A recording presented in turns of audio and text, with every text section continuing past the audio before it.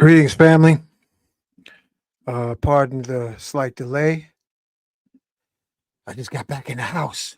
We're going to have a fantastic show.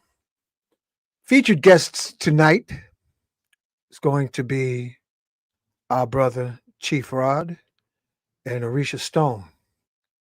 But let's do the opening and the invocation so that we can ride on the shoulders of our ascended master ancestors.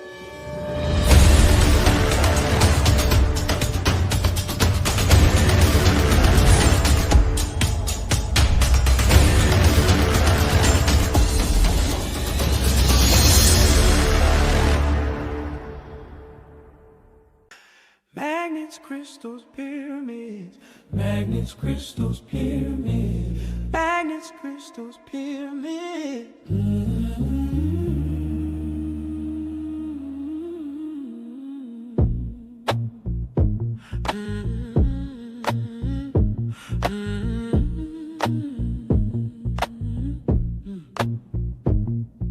Welcome home, family, and join us for the fun. Colorful guest people everywhere under the sun. Interesting conversations. Prayers first has begun. Invocation, manifestation, conversation then will come. Magnets, crystals, pyramids. Magnets, crystals, pyramids. Magnets, crystals, pyramids.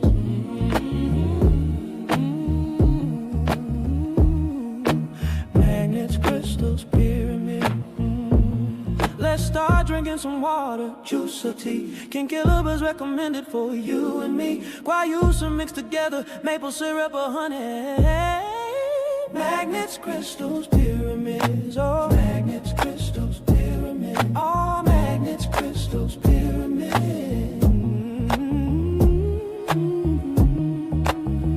Learn from the healers, crystals, pyramids. Learn from the healers, the artists, the seers, authors and teachers, dissolving your fears. Workshops of wisdom, the circle is wide. Plant medicine whispers, the planets align. All magnets, crystals, pyramids. Oh, magnets, crystals, pyramids. Oh, magnets, crystals, pyramids. Oh,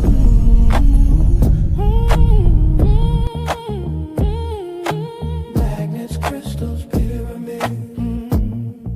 Crystals and pyramids, magnets that spin. Orgone awakening the power within. Tantra and herbs, the gateways ignite. Shamanic drums calling truth into light. Magnets, crystals, pyramids. Magnets, crystals, pyramids. Magnets, crystals, pyramids.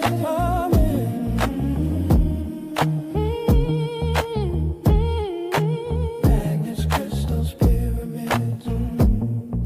Psychedelics painting vision so bright. Planetary activists guarding the night. Awareness expanding, the cosmos in view. Higher vibrations are flowing through you. Magnets, crystals, pyramids. Hey. Magnets, crystals, pyramids. Oh, magnets, crystals, pyramids. Oh,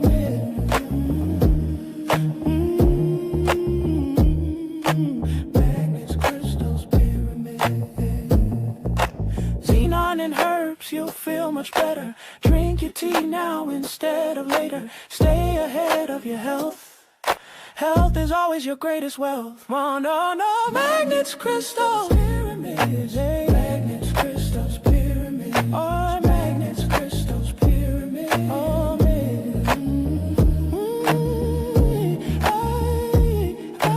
magnets, crystals, pyramids. Mad science fun, terror bless. Experiments under the sun. Sacred fire, prayers begun. Success and happiness, your destiny has come. Magnets, crystals, pyramids. Yeah, magnets, crystals, pyramids. Oh, magnets, crystals, pyramids. Oh,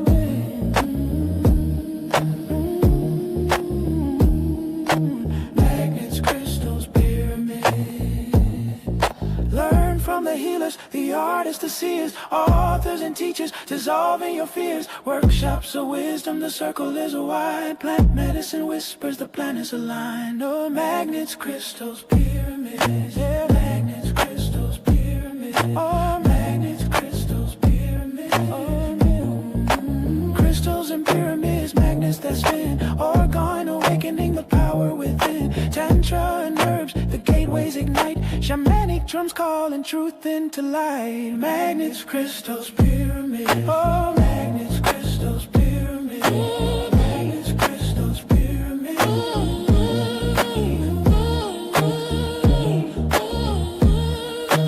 Magnets, crystals, pyramids.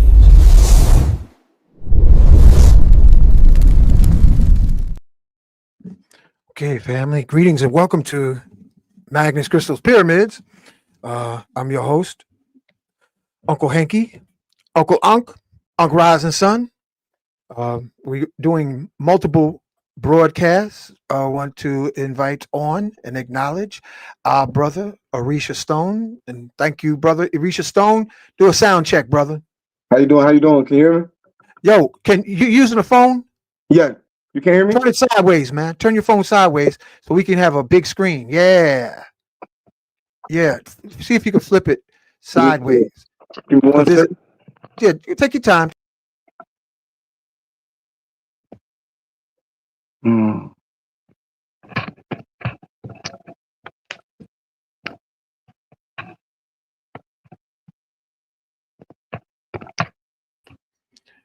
Yeah, see, because when you use I just touch a button and I just flew off, man. You turn your phone sideways, you don't have that black space on the sides, and people can see your lab. Yeah, I've been catching it with that. I'm on What kind? You got an Android. Android? Yeah, there's a mechanism, family. I don't know how to do an Android, but if you turn it sideways, you'll be able to see in the future. You'll do instead of upright and you have a narrow view. Mm-hmm. You open it up and you can see, clear it. Yeah. See, like this is your solo layout, right? But we could see all that interesting stuff the next time. So we work it out. Did you get in touch with Brother Man? Oh, here he is, right here. No, that's you. All right, hold on. All right, so let's get rid of one of you because I didn't know you had twins. All right, good. Did you get in touch with? Was you able to pass him the link? Yeah, I most definitely did. Okay, cool. All right, so while we getting family, if this is your first time, welcome to Magnus Crystals Pyramids. The opening song tells you everything that we do. So we want to welcome you for the first time. And you know what? This show is going to be about the exploration of knots. And look at this. You see this Chanu or cartouche? They got knots over here on the right-hand side. You see that, Arisha Stone? Yes, sir. So wherever you listening from, family, we always like to say, King says put it in auto rotation, your phone. Station. Yeah, go ahead. You got time. Okay. Put it on auto rotation. And wherever you're listening from, family, put it in the comments. Whatever city, state, country, planet, off planet, the moon, whether you think the planet is a pizza shaped or a football shaped, basketball shaped, and all kind of imaginary shapes. As long as you get home safe. Also, Arisha Stone family, listen, this is some tough times right now for a lot of people. I just got news of getting all these people getting so stressed and they're having crashes. People are crashing in different places. I just came in here and I just heard my neighbors tell me like when somebody got killed on their bicycle, another person's got T-boned by somebody cross-eyed, blowing a light. So family, this is the time we got to do our invocations for protection, ask for ancestral protection, because this is called the harvest season. And sometimes the harvest brings in, besides the pumpkins and the apples and the fruit, sometimes we have tragedies that we didn't see coming. So that's why before we begin the show, I just want to say thank you for being born. Thank you for being alive. Thank you for surviving. Because because some of us may be conceived, but we're not necessarily born. Now, those of us who arrived red carpet birth, congratulations. And those who arrived with a crash and burn, congratulations. And we always say the most important dates is your birthday and the day you realize what you was born to do. So from conception to the age of 7, we are programmed subconsciously, intentionally. Whether it's intentional or non-intentional, we're in trance. So we're absorbing everything all the time. We're literally in deep trance up until around the ages of 7 or 9. So that programming that may propel you quickly to your destiny, or if you have hills and curves and cliffs and mountainsides like most of us, repetition, chance, crystals can assist all of us in being the best that we were born to be. Each of us are literally here in this incarnation. We hit lotto, soul lotto, to be here in this dream time. And whether it was easy or not so easy, you're on mission, not so impossible. You can do it. And that's what we do here, is provide you with multiple guests to elevate you, encourage you, and let you know while you're on the wooden stage of life, ancestors are rooting for you, ascended masters is pushing, encouraging you, and angelic realms can support you. So I am in me, I am in Risha Stone, I am in our featured guest, Chief Rod Hayes. We collectively and individually realize we are energy. Energy cannot be created or destroyed.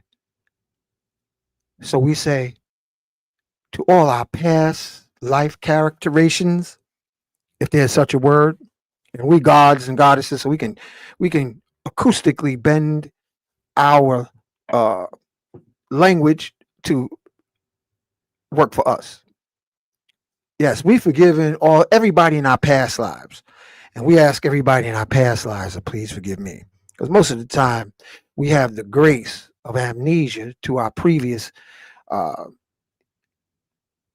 diabolical or superhero past lives. So we bring our awareness now. And most of all, from our past lives, we forgive ourselves. Because sometimes forgiving ourselves is the hardest thing to do. And now we bring our attention to the here and now and unlimited future possibilities. Say, yes, I am forgiving everybody. And I ask everybody to please forgive me. And most of all, I forgive myself. That being said, we thank and invite ascended masters. We start with the most recent, known as Jesus or Yahshua, Mary of Magdalene. We thank and invite Black Madonna, Mother Mary. We thank and invite the latest Christ born in the Congo, Simeon Toko. Yeah, family, the latest Christ born in the Congo, Simeon Toko. Look him up. He invoked a muscle-bound, bulletproof army of Afro-wearing, dreadlock-carrying angels that turned over the Belgian tanks and heavy artillery and chased the Belgians out of the Congo. We thank and invite Simeon Toko. We thank and invite another superhero that flew through the air, wrote 7 tons of prayers, Sheikh Amadou Bamba. Hungry lion proof, giant bonfire proof, just to say a few things, and Sheikh Ibrahim. We thank and invite Ascended Master Saint Germain, who in this incarnation is cloaked in European skin because he's trying to elevate the Europeans. But when doing ayahuasca, when doing Nikolai Tesla, I asked him on ayahuasca, who are you really? He said, I'm a Menotep. God bless Octavia Butler, because she wrote that documentary, Can't Get Caught Up in the Skin Game. So we thank and invite Nikolai Tesla, we thank and invite. Saint Germain, also known as Thoth, Tahuti, we thank and invite. Mother Mary, we thank and invite.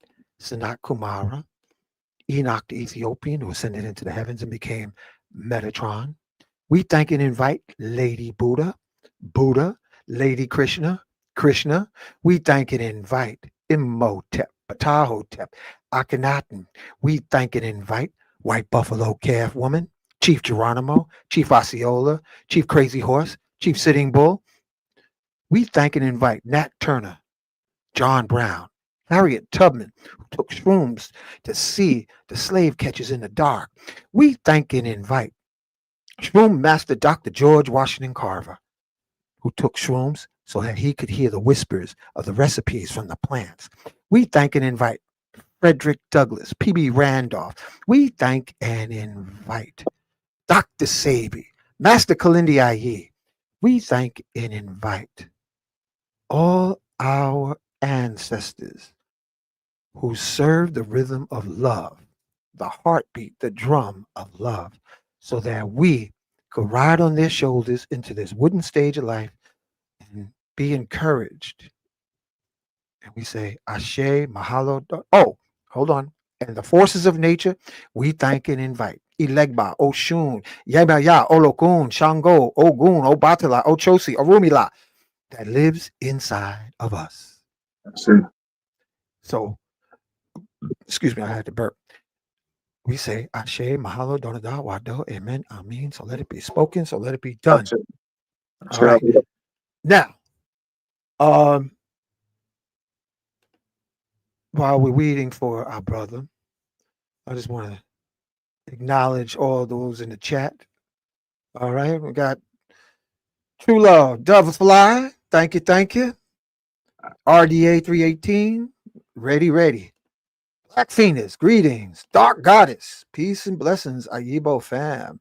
Oh, a special acknowledgement to a beautiful goddess. Because I say we are beyond the spectrum. We have passed family. We have passed kings and queens. We are now gods and goddesses. The frequency, the elevation, the initiations, ye are gods.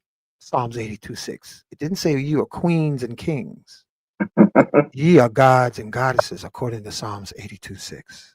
All right. So, with the elevation that's happening, the agitation of your Kundalini, your DNA, I salute you, gods and goddesses who are incarnate and those beyond. Ascendant Eagle, thank you. Sharon Cooper, thank you. Ultra Instinct, thank you. Goddess Sandra, thank you. Goddess Barbara, thank you. Black Venus, I love the intro. Thank you, brother. Nicole out of Louisiana, thank you. Peace, Tombstone. Oh, when I see Tombstone, I got to do this. Okay. Gloria Wilma, thank you. 12 o'clock. 50, thank you. Gloria Wilma. Okay, we got expressive folks tonight. Lavina, Poetic Empress. The Divine Men, Orisha Stone, Chief Rod Hayes, Uncle Am. Sha. Respect. Do I. All right. All right, slow up, Ascendant Eagle. You can build anything you want. He wants a can we build a crystal pyramid that enhances? You already got it, but you can do it. Yep, you can do anything you want.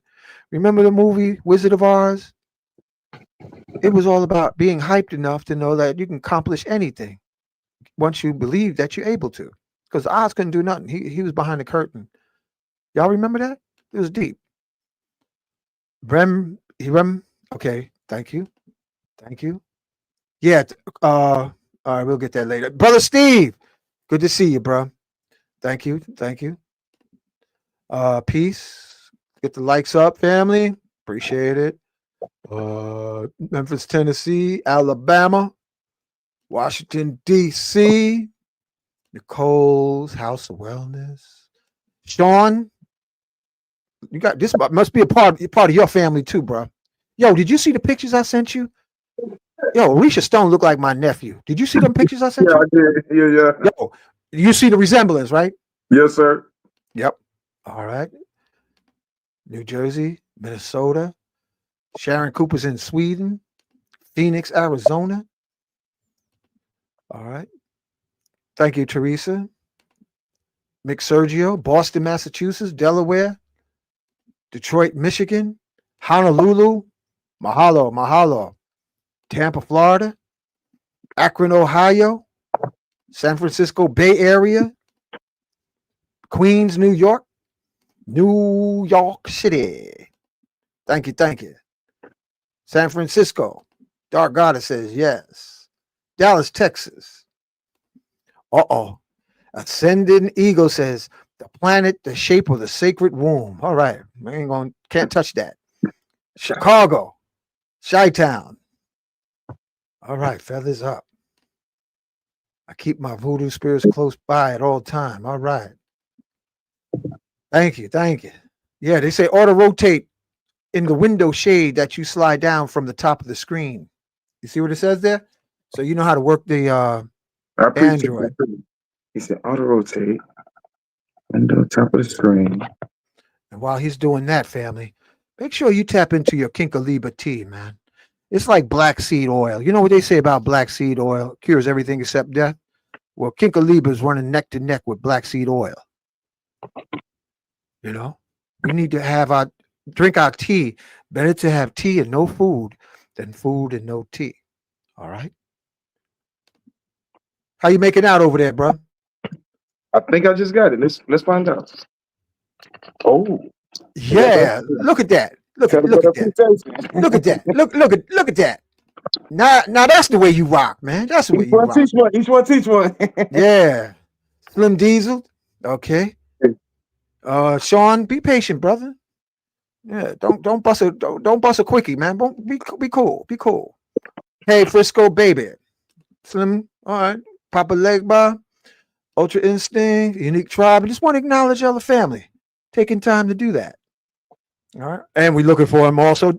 Yo, call him up, man. Find out what's happening. No problem. Showtime, brother, please. Yes, sir. I forgive everyone. At first, I forgive myself. Islam. All right. This is spirit. Family. This is family. This is a family show. You know, this isn't a dictation. This is a collective gathering. He's coming. He's coming. Okay, hang in there. This is like we got the crowd from the Apollo here. Where's the act? Where's the act? You know, we gotta find out. Let Arisha Stone pull him up while we bring it in. All right, Arizona. Appreciate everybody's words. We appreciate all of you. Okay. Yeah. All right. Let's see what he said. This message is reaching the people because I'm damn near a newborn baby with this information. Somehow it's starting to connect. All right. Okay. Charlottesville, North Carolina. Virginia. Richmond, Virginia. South Carolina. New Brunswick, Connecticut. The Bay Area. James Johnson, Tennessee. Sacramento. Thank you, Al. All right. So we'll get back to that. Let me see. Okay. Here on stage. Let me remove this one. I guess Arisha Stone went to call Chief Rod Hayes. Any topic that can be discussed while waiting? Yes. The biggest thing is, I'm going to tell you now, just from my explorations, these are different knots that I created with. Get some material called paracord. Paracord. All right. This here was my necklace that I created. And get yourself a brick, a weight, or a stone. What's the word, Arisha Stone? He'll be in a minute. He a little ran behind, but he popping up. Okay. Arisha Stone, you got any words you want to share before I move? Because I got knots in my hand. I'm ready for the science and the knowledge, guys. That's it. Peace and blessings to the tribe, peace and blessings to the clans. And yeah, let's get this information. It's long overdue. Now, on the telephone, you was dropping some stuff about knots while we're waiting for Chief Rod to come. Uh, tell us a little bit about what you know about the sacred. You dropped some stuff on me, man, the last time, which I was amazed about knots. Tell us a little bit about what you have found and discovered in your journey with the science of opening portals with knots. Mhm. Yes, sir. There's a surah in the Quran, and that's kind of what started my whole journey to African spirituality or indigenous spirituality. And it sounds crazy, but there's a surah in the Quran called Al Falak. Al Falak is the daybreak, and in the daybreak it says, "Say, O Prophet, I seek refuge in the Lord of daybreak from the evil of whatever He has created, and from the evil of the night when it grows dark, and from the evil of those witches casting spells by blowing on knots, and from evil of any envier when they do envy." Now that's out the Quran. That's not saying that I believe in everything in the Quran or anything, but one thing I did notice, if you're reading the Yusuf Ali Quran, they give you notes. So they're giving you notes about something that they knew that was before them, that was prior before them. You see what I'm saying? That being the rituals and sacred arts that was already out there. So they're giving you a ritual to combat those that blow on knots. So of course we already know there's there's duality, there's good, bad, and everything. So that doesn't absolutely make the knots bad whatsoever, but there is a science in the mysticism of knots. When you have the desire, it's I forget the exactly. You can go into Celtic information as well and ancient voodoo rituals where they use different knots to manifest. One knot is for the intention. One knot is for I think the manifestation, and the other knot is because it's already been done. So you tie the knots. But there's all sorts of different things and cultures that use the knots. And this is just saying that this was way before even Islam, which is over 2,000 years old. So that means this ancient technique's been around for a long time. Thank you, bro. So while we're waiting for Rod Hayes to come in, I'm gonna tell you what I've been. Rod Hayes is going to bring the information along with Arisha Stone, and what I'm doing is bringing the actual application. So I was saying before, get yourself a brick, get a brick or gallon of water. Remember, shoelaces, tying knots. We literally have knots everywhere. Pressure points are knots. Chakras are knots. So you could have knots that allow better flow or knots that prevent you from moving forward. And you could start with a simple knot. And the difference in having, let me show you real quick, share with you, because the more I'm dealing with these knots, I start to realize I don't know anything. So that's the beginning of knowledge. From the cradle to the grave. But I'm going to, for all of you who really want to tap into the magic, and I'm just going to adjust this real quick, bro. Those of you who want to tap into knots, energy on the northern hemisphere moves from our right to our left. If we were sitting on the North Pole, we would see the planet rotating from right to left. That's why the ancient way to read some of the ancient texts, Egyptian texts, even Hebrew, which according to Fabre d'Olivier, who wrote the book Hermeneutic Interpretations, Hebrew is a dialect of the ancient Egyptian language. I'm going to say it again. Hebrew is, according to Fabre d'Olivier, a dialect of the ancient Egyptian language. And guess what country also speaks a dialect of ancient Egypt? Is our brothers and sisters out of Senegal. They speak Wolof. And the scholars saw that Wolof is an ancient Egyptian dialect. So here's two strands. This is called paracord. You can get paracord. And hold it in one direction and lift that brick, and you'll find out the polarity. And when you hold it upside down, you'll feel one way is going to be heavy, the other way is going to be lighter. And when you put one coil sitting on top, it's going to get lighter compared to one in the back. When putting it in the back, it'll get heavier or lighter. So without further ado, we bring on our brother, Rod Hayes. Give him a hand, give him a accolades, family. Here he is, because our folks, man, our folks are emotional. They were like, "Where is he? Where is he? I just got here. Where is he?" So welcome.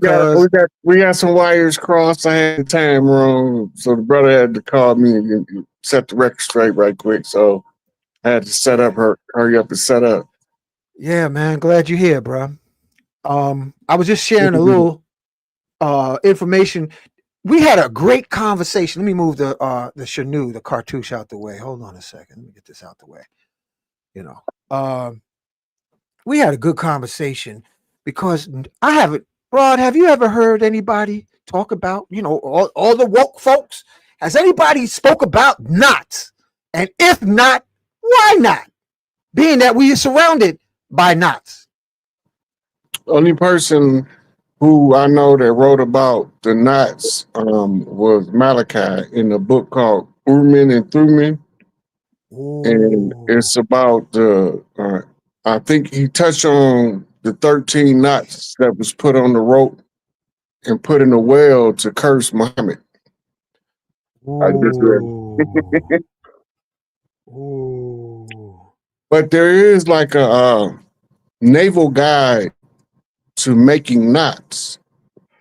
When you study shamanism, they tell you about the power of using knots to like trap energy. They'll, just like you binding the rope, you are binding the energy. In the Christian church, they tell you to bind the devil. What you gonna bind him with? Right. So you either gonna have rope to bind him, which you'll be tying him up at that case, or you got chains in which you need locks to lock him up. And a lock is an artificial knot used to tie two things together. Wow. Was it you or Risha Stone said the original Islamic prayer necklace was knots? Who said that? Yeah, now they do Dikra. It's called Dikra. But they changed it into beads because, Catholics have their little hands in Islam too. But initially it was knots, the 99 attributes of Allah. Yeah, they actually used to have a priest who was trusted to make the Dikr.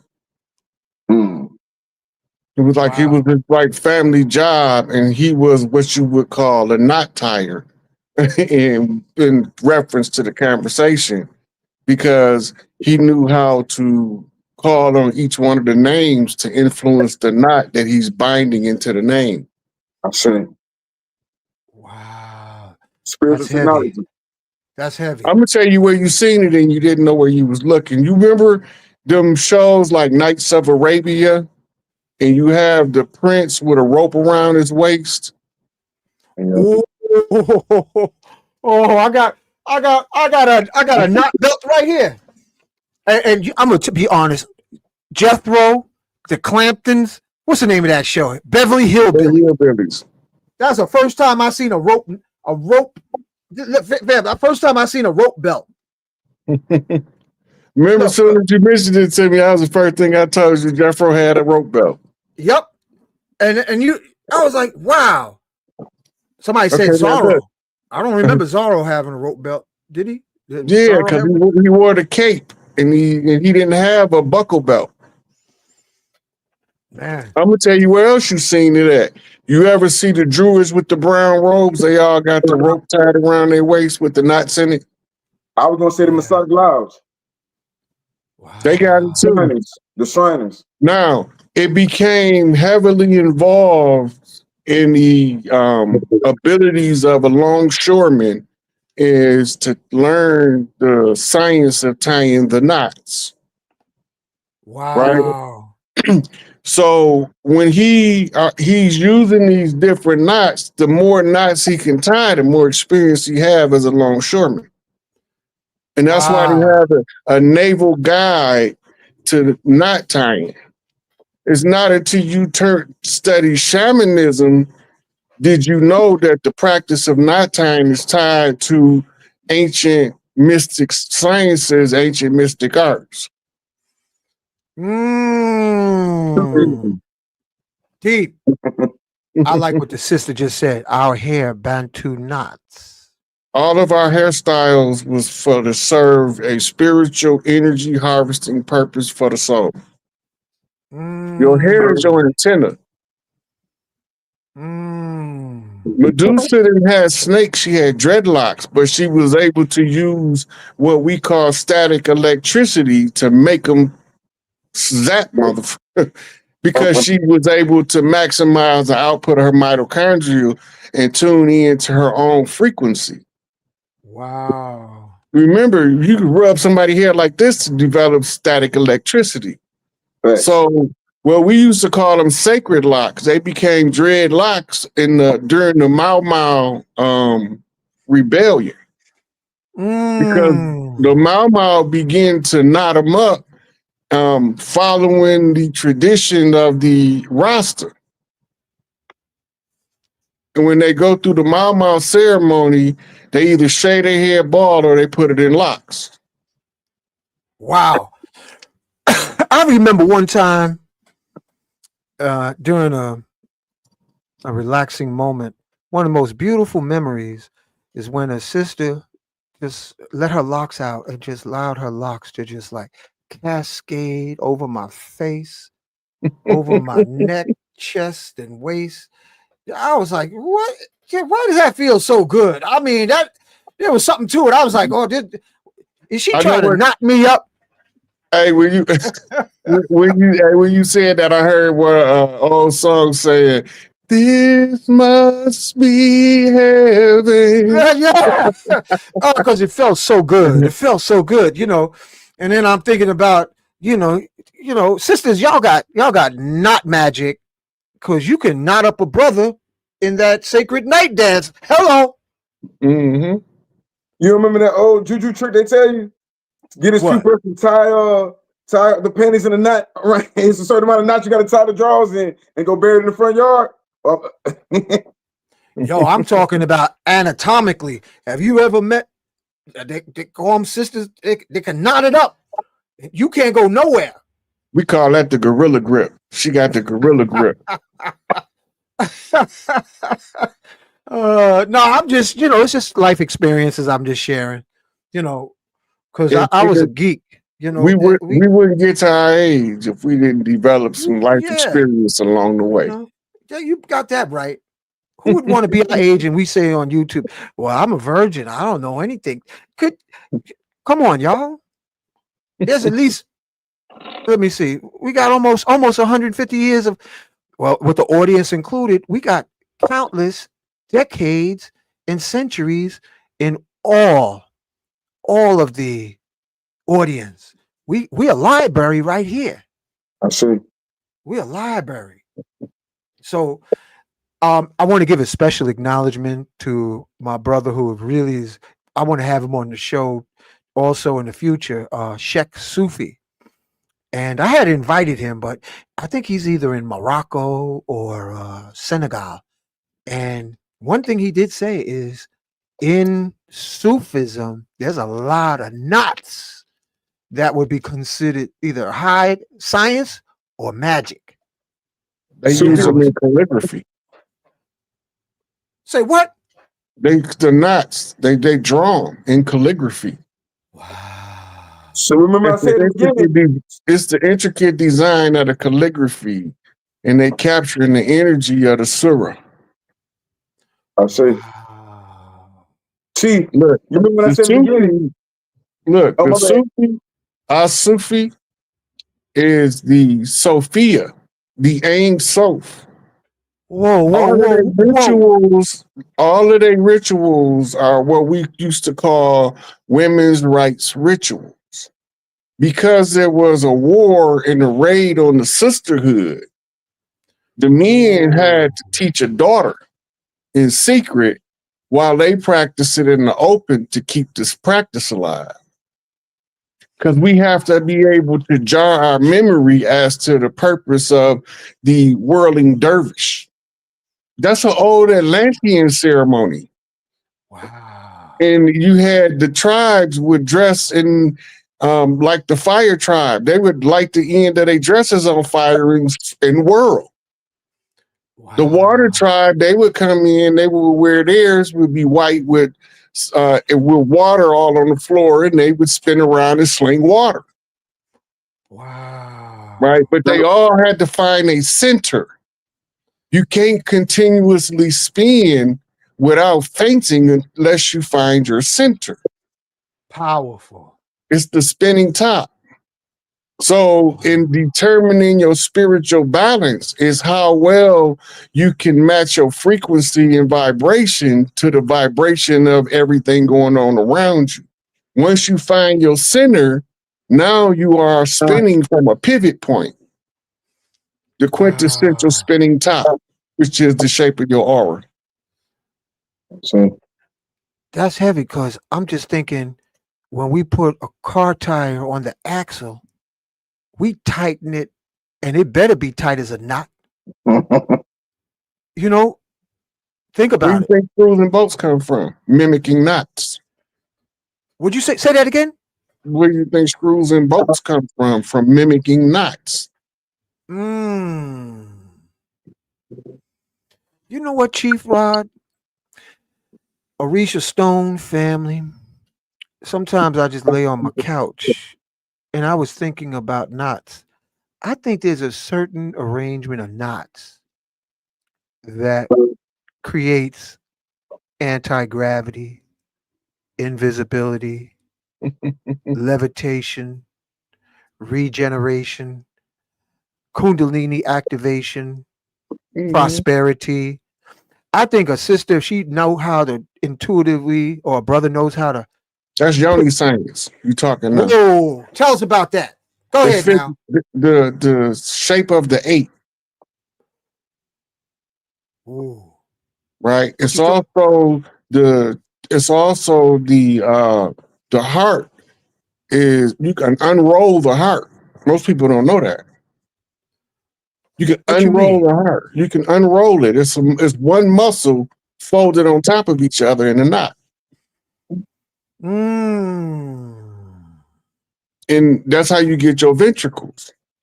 All right. So when you tying everything up in a knot, you got to also reverse engineer it in order to see where else is it used in nature. Wow. But the figure 8 is also so they call it the yoni science because the figure 8 is around the vagina and the clitoris. Oh, shoot. I never thought of that. It's the nerve centers. But now, as the energy moves through the figure 8, right, it speeds up. That's called arousal. Wow. Triggered by oxytocin. I know. I want to acknowledge OJ Yemi for even making this. Yo, Goddess OJ Yemi, we giving you a special appreciation because she's the mystic one who made this happen. She's the pie. She's the pie master creating the mix. So thank you, OJ Yemi, because this is fun. Yo, you know what? Yo, Rod, you talking stuff. I haven't even heard the Taoist teacher, special acknowledgement, Montauk Chia, but he ain't never said nothing about the clitoris and the yoni figure 8 and then locking it up and not letting you out the gate. I mean, that's next level, man. That means you shut down till your kundalini rise up and come around. That's deep. Yeah. And now I noticed this. The woman have similar cells in her vagina that she have in her heart. Wow. So her heart is literally tied to her vagina. Wow. I know they Lester Lovin said that when a goddess, remember we gotta change the language. When a goddess is correctly aroused, her juices is rich in DMT. Not only that, there's chemicals in it. If okay, it's like a queen bee. All of the bees that's female don't get to mate. They got to have the right chemistry. We have a similar thing among people, but because the arts and the sciences, we lost it all because of war. But it's still in the ancient writings, what we call hieroglyphs and petroglyphs. And you can still see all of this stuff. Like the biology and the astrology is being written in the form of swoop types across the hieroglyphics and Kemet. They telling you a star system story and a biology story about a part of your body all in one symbol. And then they arrange the symbolism to mimic the stellar alignment so that you can have what they call an eternal clock, a clock that tells you how to reach eternity. And the only way to reach eternity is to realize deep in your soul that you are eternal. That realization activates your heart center. To open up your mind to your secondary heart. Right? So now your heart-mind connection becomes the union of Tahuti and Sophia. Wow. She's all the sacred love ritual that goes under the banner of the holy drama as a sub-story. Because Heru has to know how to ascend to his father's seat. But after the war, how was he going to remember? We need to leave a map. So we tell the holy drama story in every primitive culture on the planet, and we might change the name of the seven spirits in the Orisha to the seven Loas, you know, and we still telling the same story though. It's still the holy drama, which is the blueprint for the son to rise and ascend to the seat of the father, the prince to become the king. But if the proper reverence is not for the mother, you're not qualified. Your mother got to be able to talk to you to the heart. And you can hear even for eons after she's crossed over to the other side. Yo, Brother Rod, Chief Rod, you hit the bullseye. I put on a knot belt. Family, I made a knot belt. And listen, I'm encouraging everybody to do this intuitively. You know, use that brick or use that weight to figure out which way the knot makes you feel great. Because I had a knot belt on. And let me just check, make sure. I woke up in the middle of the night and said, Ma! And I yelled so loud, I woke up hearing myself say, Ma. And I was like, what in the world am I doing? I ain't never had nothing like that. Yo, this is some powerful stuff, Chief Rod, Orisha Stone. You got specific cells on your mitochondria from your mother. Your mitochondria receives your spirit body into your physical form. It's through the mitochondria. How do we know this? Because the mitochondria powers the cell. And if it powers the cell, the source of the power is in the mitochondria. When we dissect the mitochondria, we find the matrix. When you find the matrix, you find the divine mother, the womb of the divine prime creator. So we tell the story still in the holy drama. It's the same story. Special acknowledgement to Nityama, Master Nityama, Shantan Nityama, Master Yao. Special acknowledgement to Tantra Shaman Adara, and to all the mystics in the audience. This is, you know what comes to mind? They messed with our knot after we were born as men. and they call it circumcision, but they cut our knot off. Yeah. What's up with that? They What- were what- cutting off what- what- 70% of your sensation as well. They did what? Cut off 70% of the sensation as well.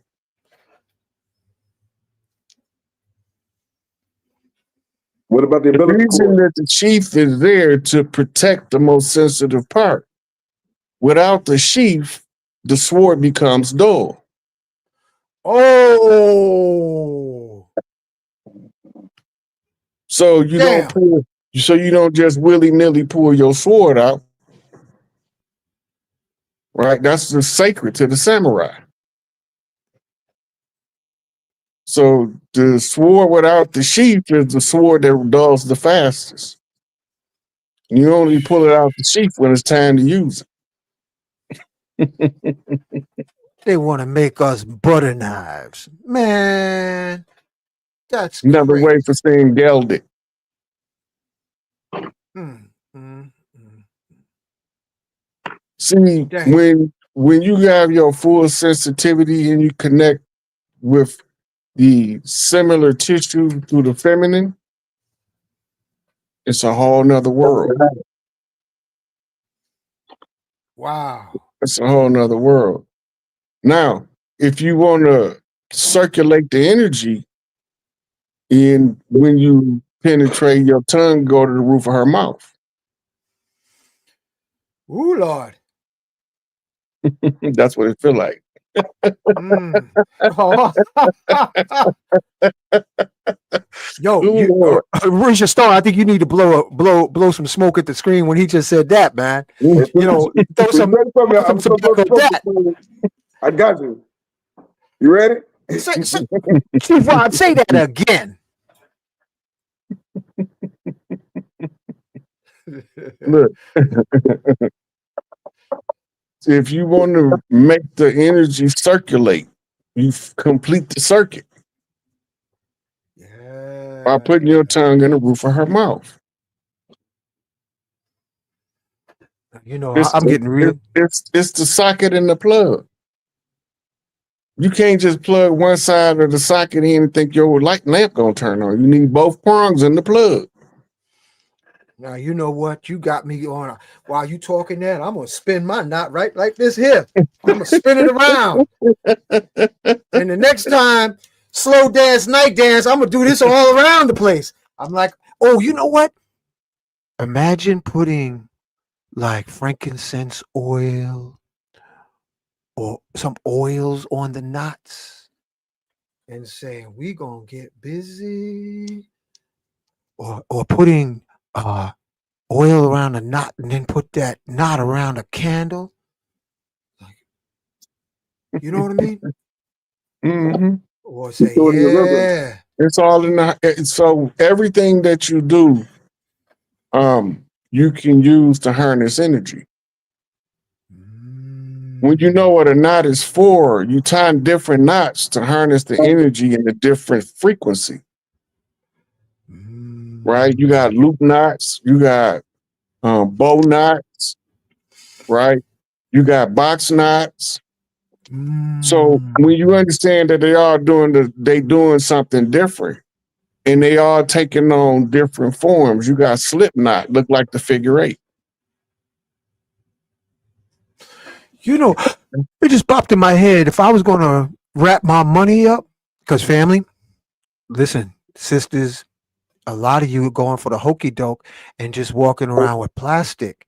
And you better have a knot around your money, because if the lights go out, plastic is no good anymore.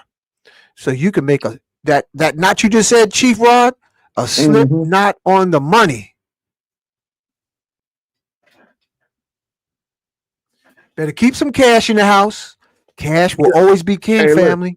Before we had rubber bands, we used to tie it up with strings of twine. Oh.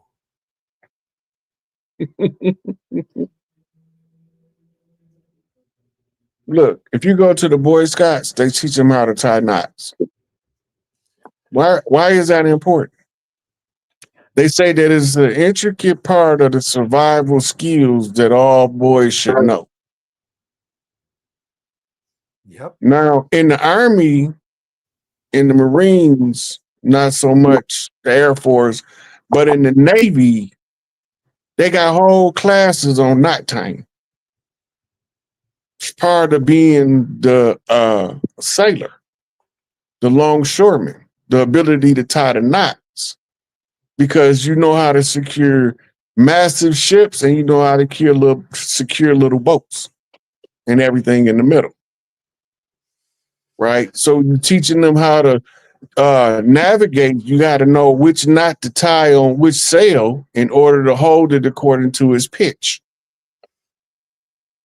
Right? Now, remember, this is navigation subscience. Anything that's part of the navigational science, then somebody has used it for conjure magic.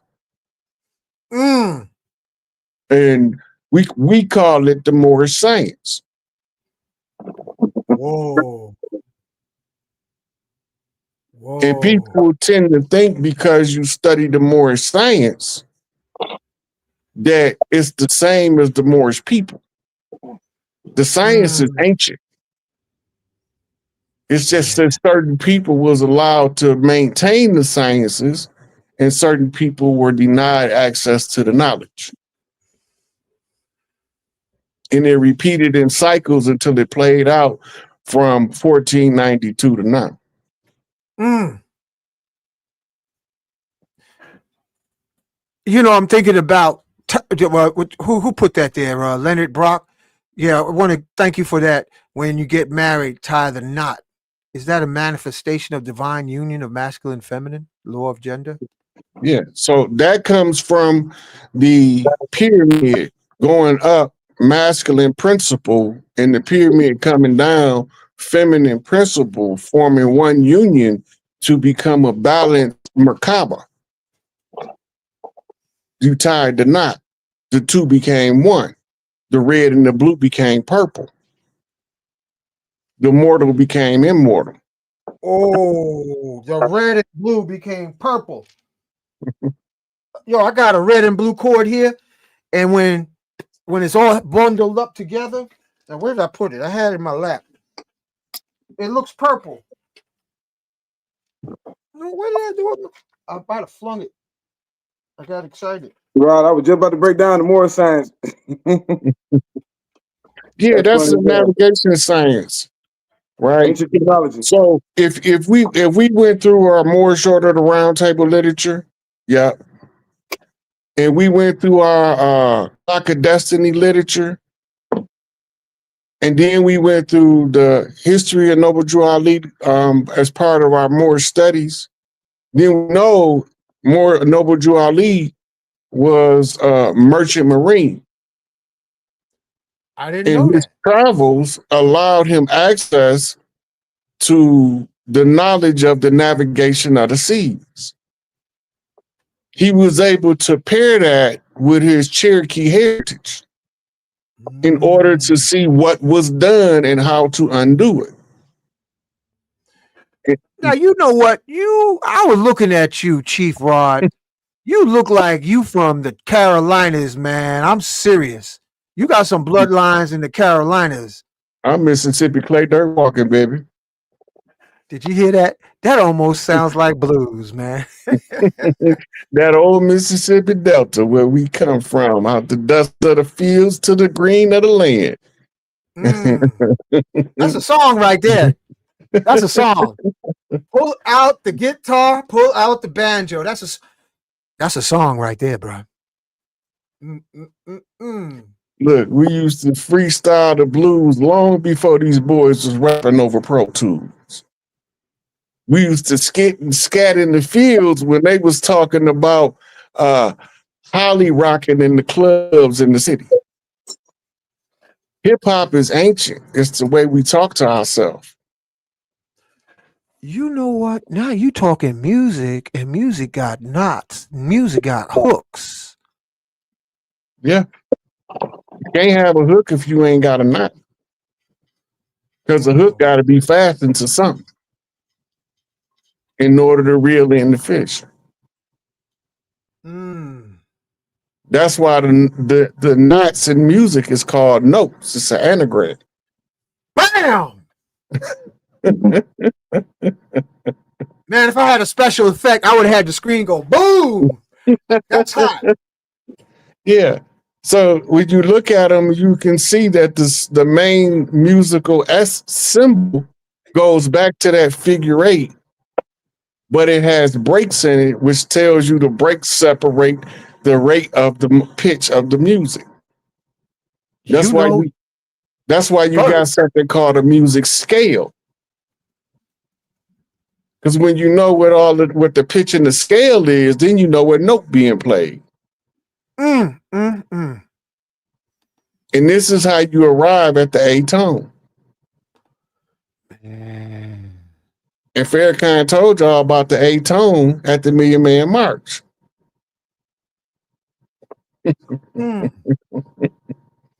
Yo, this is hot. Yo, can I put up a clip, Chief Rod, of the Sinners where they jammed a little bit? Just a quickie. I'm the guest. I'm on y'all show. Hold on a second, family. Because I can't hear you how your show supposed to go. Yo, man, hold on a second. Okay, hold on. Here we go. I'm gonna pull it up, family. Hold on. Okay. I've been hearing about this one particular young man all day. Look at this, family. Bad blues, man. All right, so I'm gonna move it real quick because I gotta. I'm a sharecropper from. Can y'all hear it? Plantation. Hope you don't lose your mind. Well, I was just a boy, about 8 years old. You threw me a Bible on that Mississippi road. See, I love you, Papa. You did all you could do. Some knots. They say the truth hurts, so I lied. Your arms tonight. All right. Somebody take me in your arms tonight. Yeah. Acoustical knots. Somebody take me in your arms tonight. And then it got busy. Listen to the other knots. There are legends of people born with the gift of making music so true it can pierce the veil between life and death, conjuring spirits from the past and the future.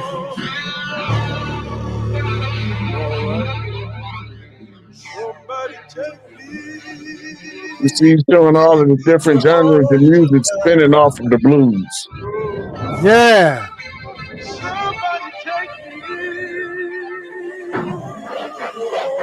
See the turntables, hip hop. Yeah. Breakdance, yeah. hip hop. Yeah.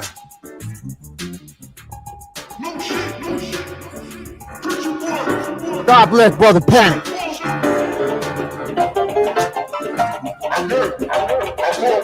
Caribbean music. Yeah.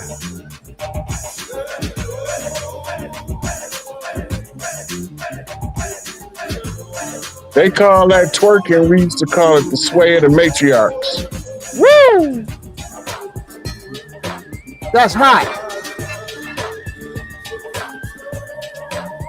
The Chinaman is knotted up in the corner.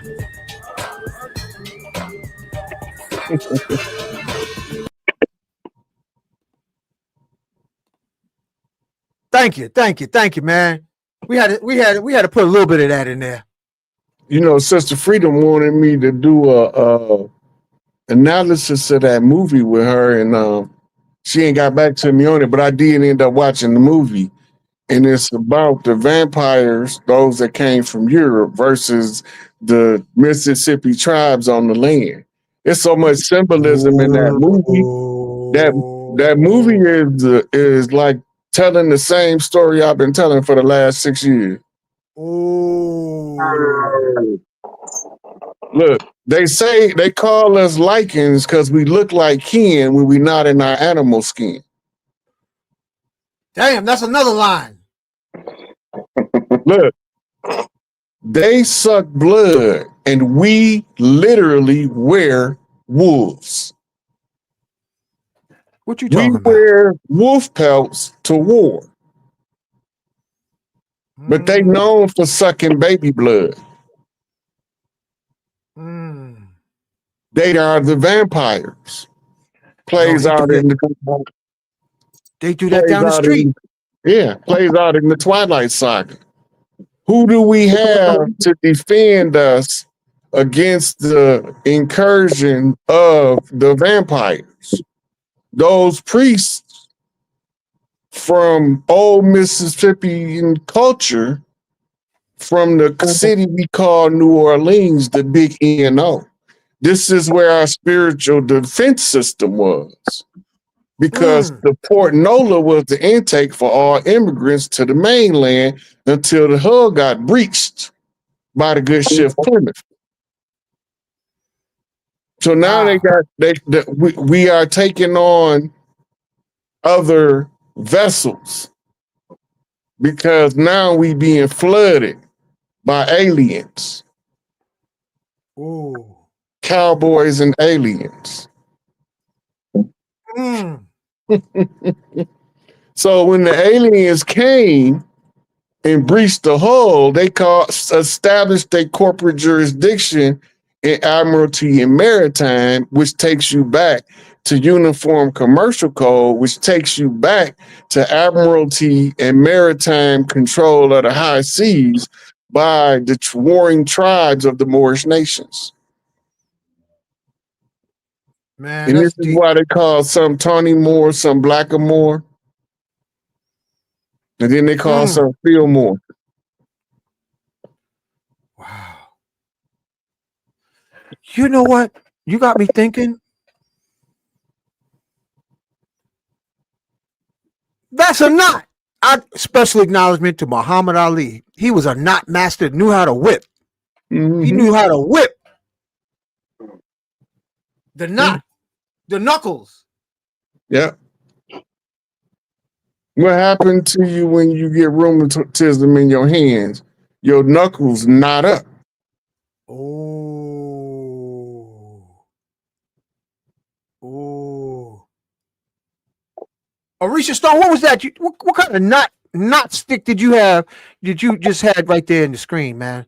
Looked like a gold knot. Yeah, when I came on initially, we were talking about opening knots and portals. So when you were talking about the winding of the chakras and everything, that are different chakra nodes.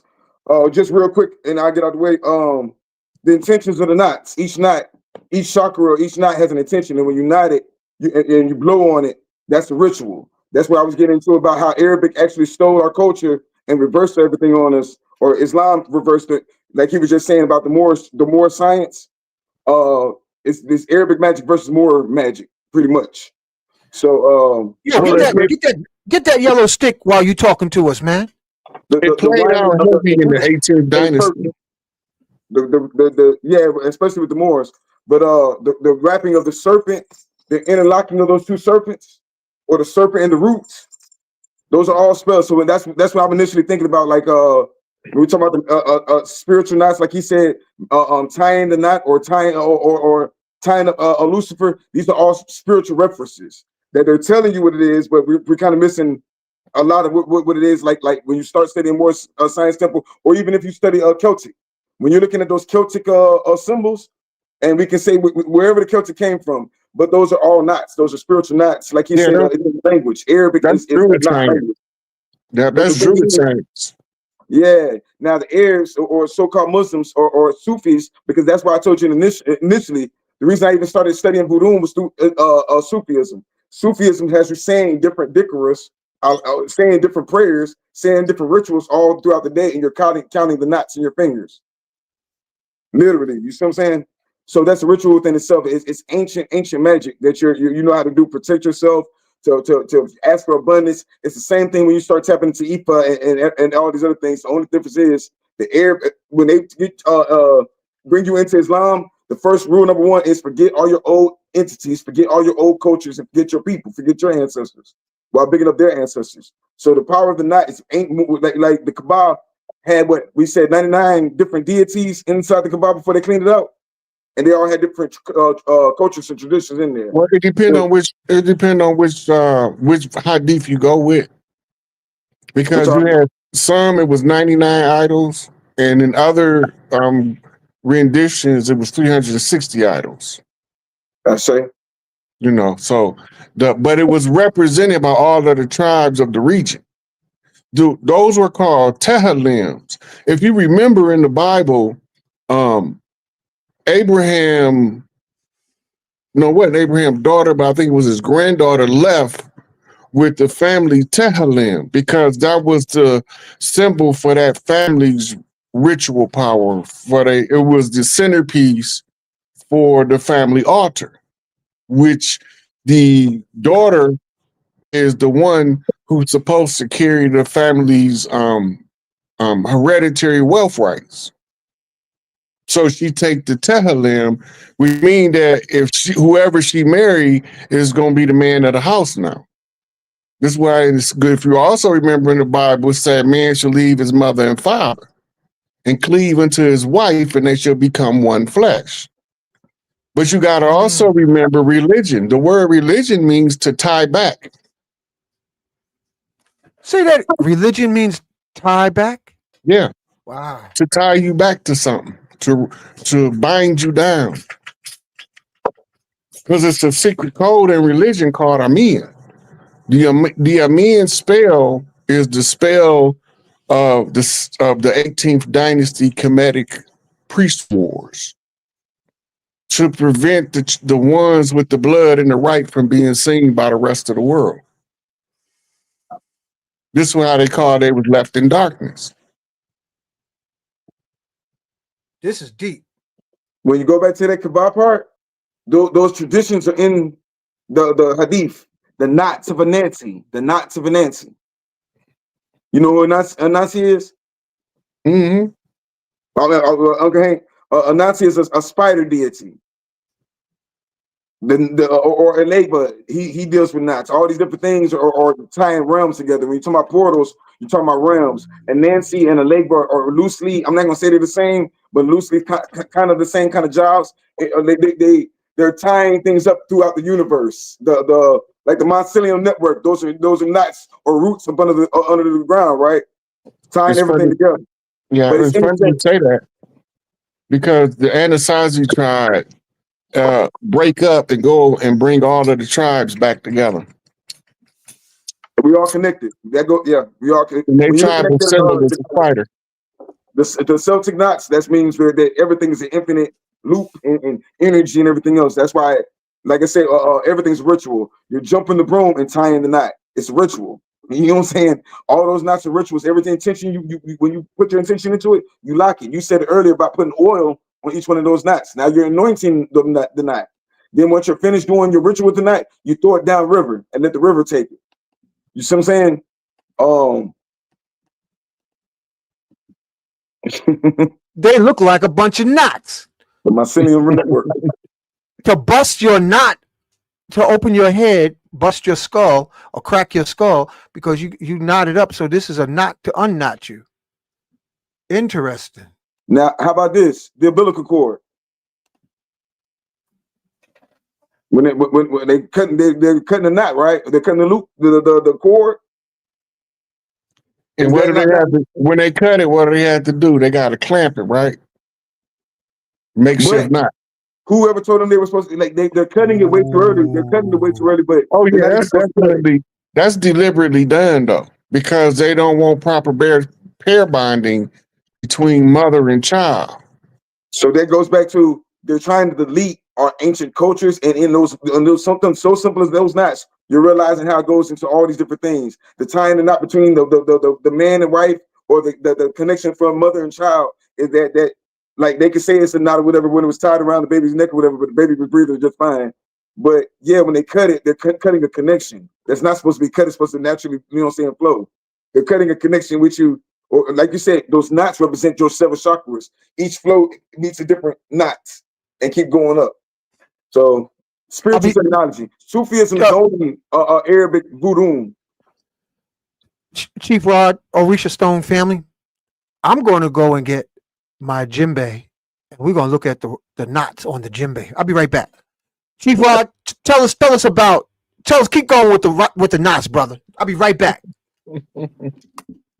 You see knots in every culture. You like in Buddhist art, Angkor Wat, and they in a calligraphy of their temple art, you see a lot of knots. Right. But it's So funny that you went straight to that in the beginning. The snakes, when they're mating, they're locking each other up. They're tying each other up. So it's real symbolic. That's why I was like, we could have went real deep with that one. But the spider's web, the energetic web, it is Arabic magic. It is Celtic magic. It is ancient African magic as well. Ancient indigenous magic. It's big. It's just they made us we forget used to about it. call it, all of that used to be the earth rights. Yeah. And you used to teach the same thing according to the local culture. This is why voodoo and Santeria and the religion of the Bantu all look the same. But Santeria is the islanders' way of covering up their traditional culture with the church, with the Catholic Church. So they substituted they Orisha for saints with the same similar characteristics. And Right. you ever notice when they do get the rope, not the rope down, whatever, when certain individuals start waking up to nature and stuff, they have the thing when they tie knots around crystals. You ever seen those? It's not always in copper, but sometimes they do it in the ropes. It's everything is intentional. Yo, Orisha Stone, all due respect, I sense that Rod's getting ready to channel, man. I just want him to flow with Do the you think? info. Go ahead, brother Rod. Oh, I wasn't on nothing yet. I wasn't on nothing yet. I was waiting on you to get back. Then I'm gonna show y'all the side of the djembe. Where'd he go? Where'd he go? All right. Here it is. Look at the knots. Now look, when you look at that, the distance from the skin at the top and where all of the knots intersect it's got to be on a certain spot on the drum in order to hold it correctly. All those knots are intentional, weaved into the design of tying down the skin across the bongo. It's not a bongo, but we call them all bongos over here. Or drums. This is deep. Yeah, all of that is goes back to the ancient cultures. Because a part of architecture in the intersection of lines, you have to understand what happened if you cross certain lines together in the construction phase. So it's like you deconstructing the knot using 45-degree angles.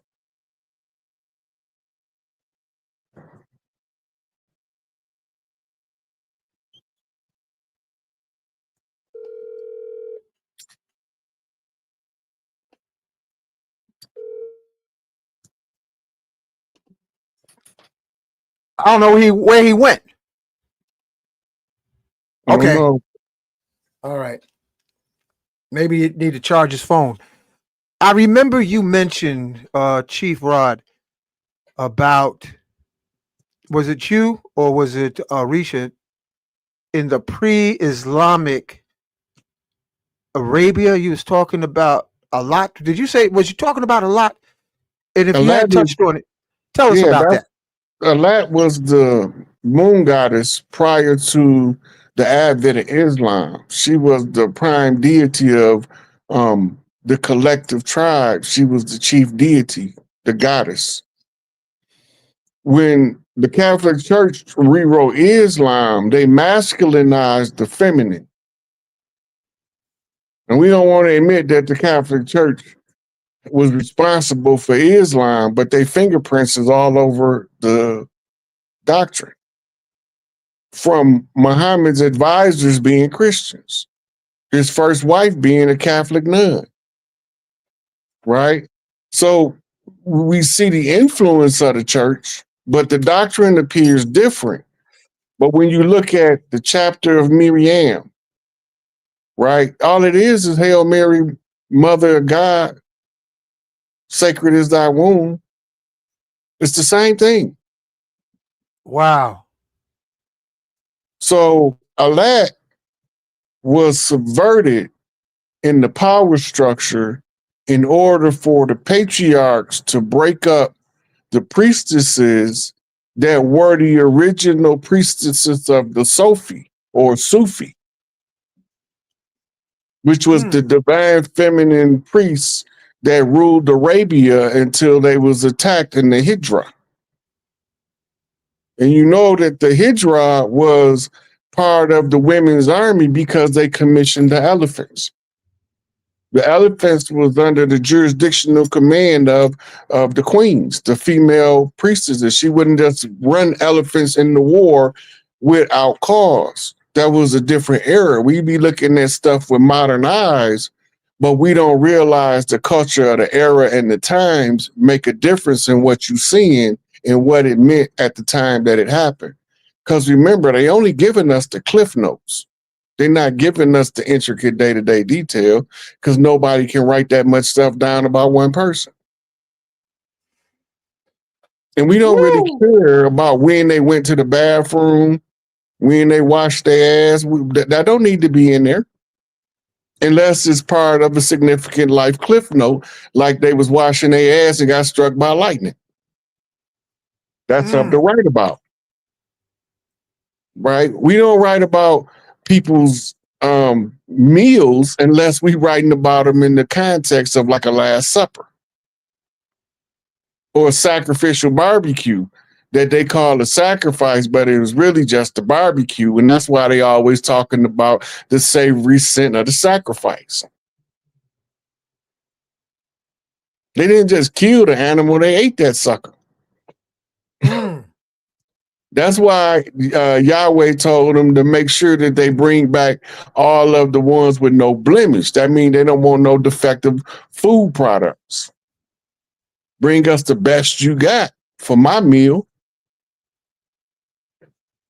Which means Yahweh had to be walking around like a regular man because he was eating sacrifice or barbecue, as we call it today. The altar was the grill. Why you think Abraham was stoking it with sticks when he was about to sacrifice Ishmael? He's about to barbecue his son and eat with the Anuna gods. That's crazy.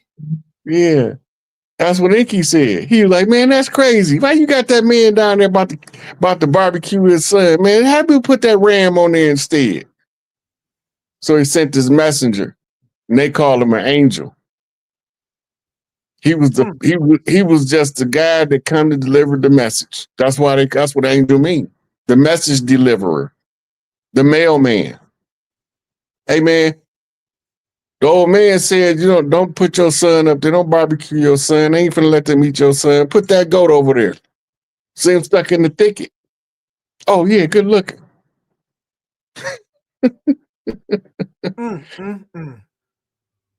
Barbecue goat pretty good too. The West Indians up here love some goat. Goat milk, goat cheese, oxtail. Look, anytime I see a Haitian or a Jamaican restaurant, first thing I ask for is some goat. Do y'all got goat?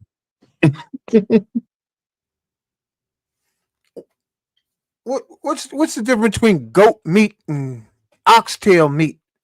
Oxtail is from the cow. Goat is from a goat.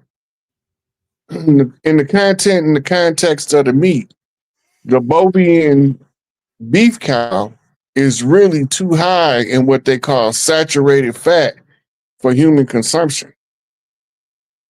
the excess fat builds up in the brain and gets stuck beyond the blood-brain barrier, because in order to get it out of there, you need a carrier oil.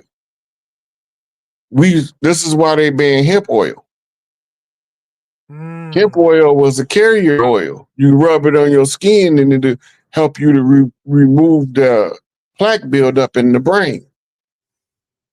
But anyway, so the saturated fat of the bovine beef is why we didn't eat beef. This is why the cow was sacred in India.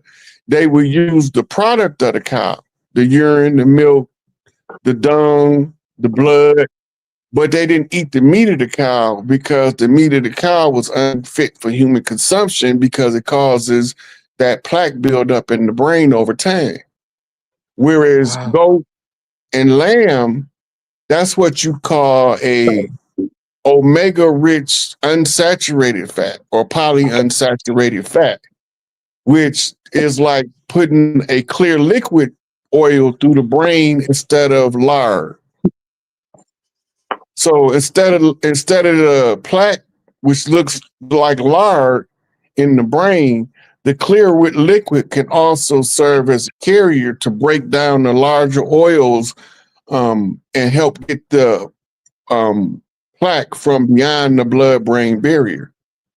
But that go into the healing of AIDS-related disorders, and that's a whole nother topic.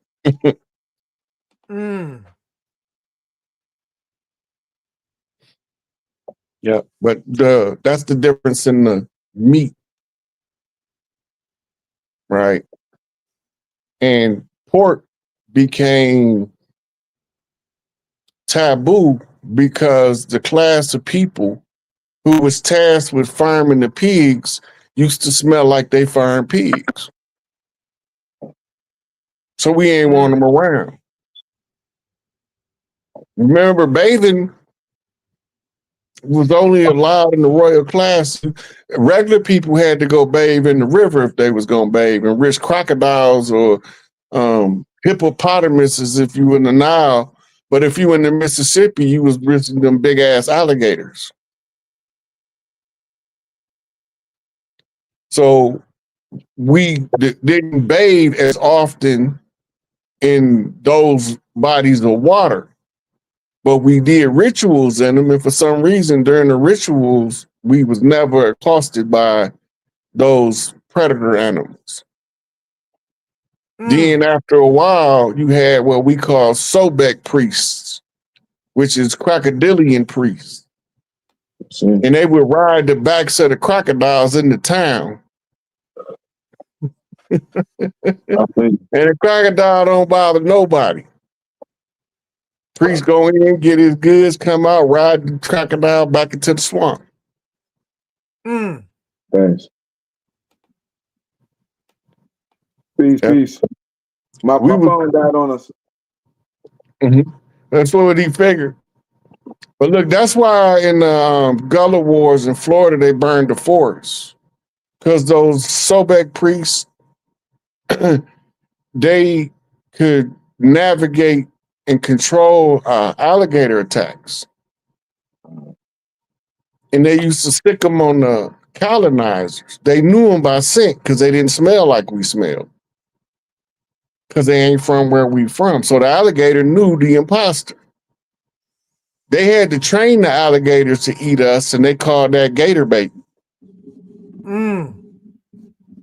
Because the alligator wouldn't eat an indigenous person to this land until they was trained over generations of gator baiting to eat us. Sure. They smell the enemy, and the enemy throw our babies out there because they helpless. And they know the baby don't know he can control the alligator because he wasn't raised as a Sobek priest, so he just gonna be food for fodder. Mm.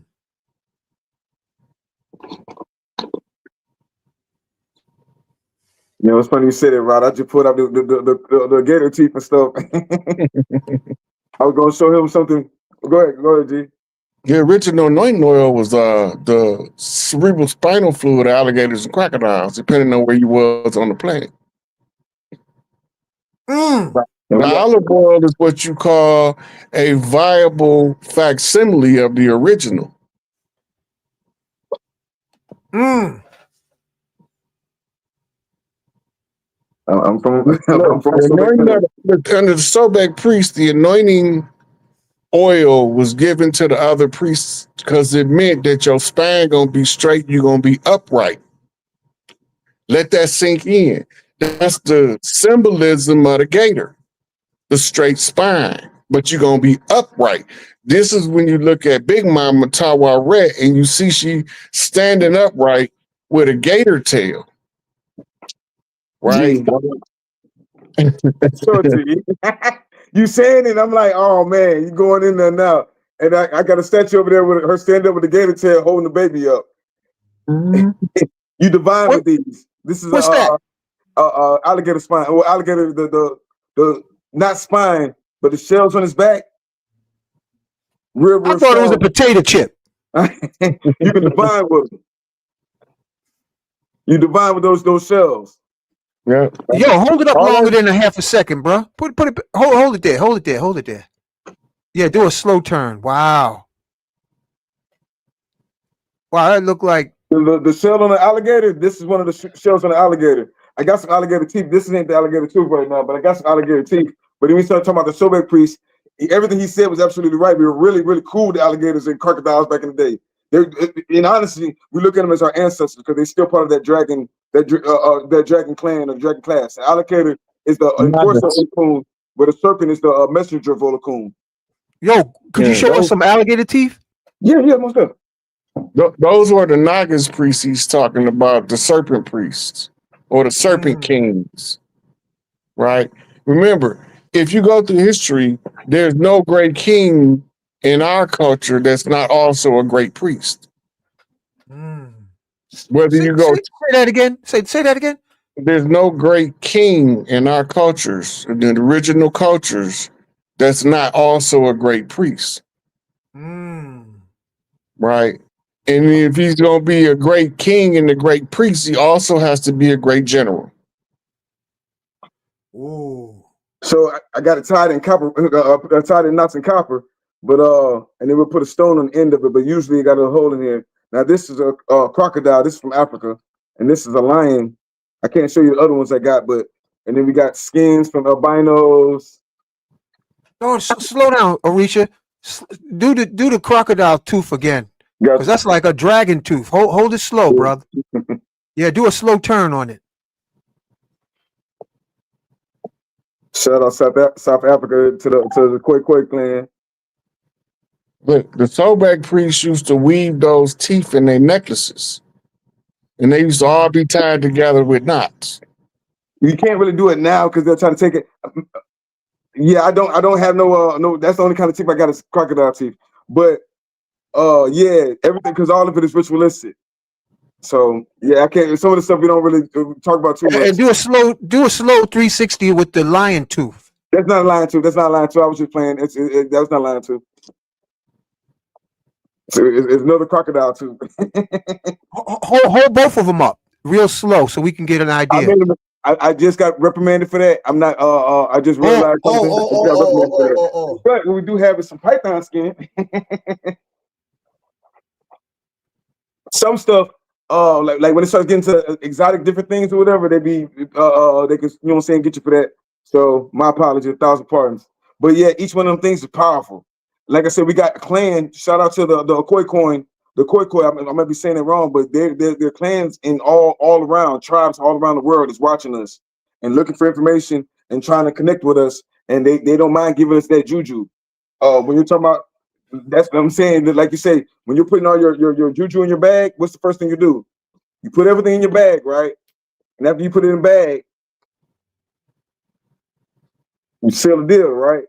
And tie the knot. You know what I'm saying? So yeah, but you got tobacco in it.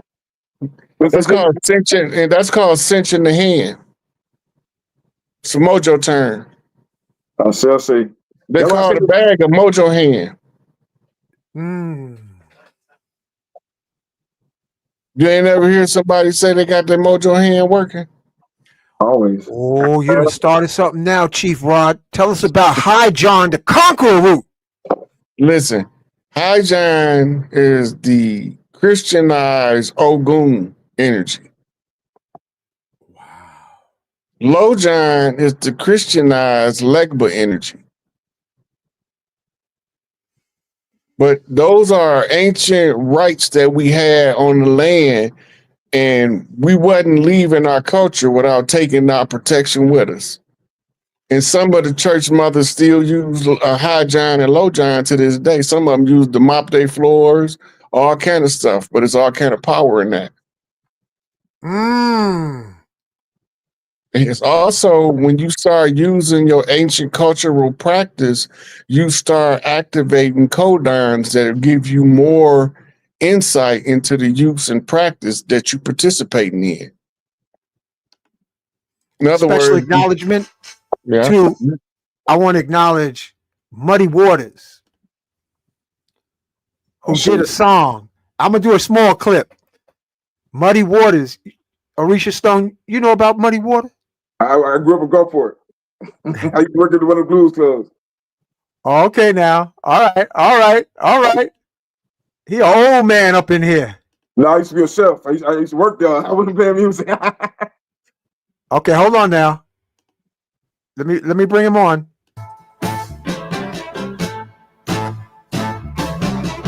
My pistol ain't snap. Muddy Waters. My mojo is frail. Oh, when I rub my root, my luck will never fail. When I rub my root, my Johnny Conqueror. Well, you know that ain't nothing she can do. Now when I rub my Johnny Conqueror.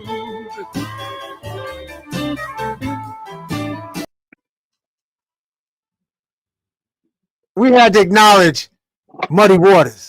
I was getting into it. Let's go ahead and get into it.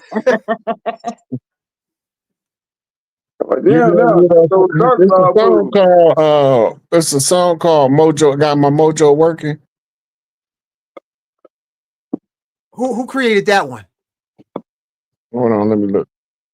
I'm gonna look that one up too. It's called I Got My Mojo Working. It might be Muddy Waters. Yeah, they stay to my High John and that old blues. Oh, that's that is Muddy Waters. Oh, okay. Let me try to pull that up. Hold on a second. Play a little bit of that one. Yeah. Okay, hold on. And you know, Muddy Waters was the term in reference to the Mississippi River after the wars. Wow. It also is a tribal way of saying troubled waters. And then you know, I'm telling you that there's trouble on the land. Ooh.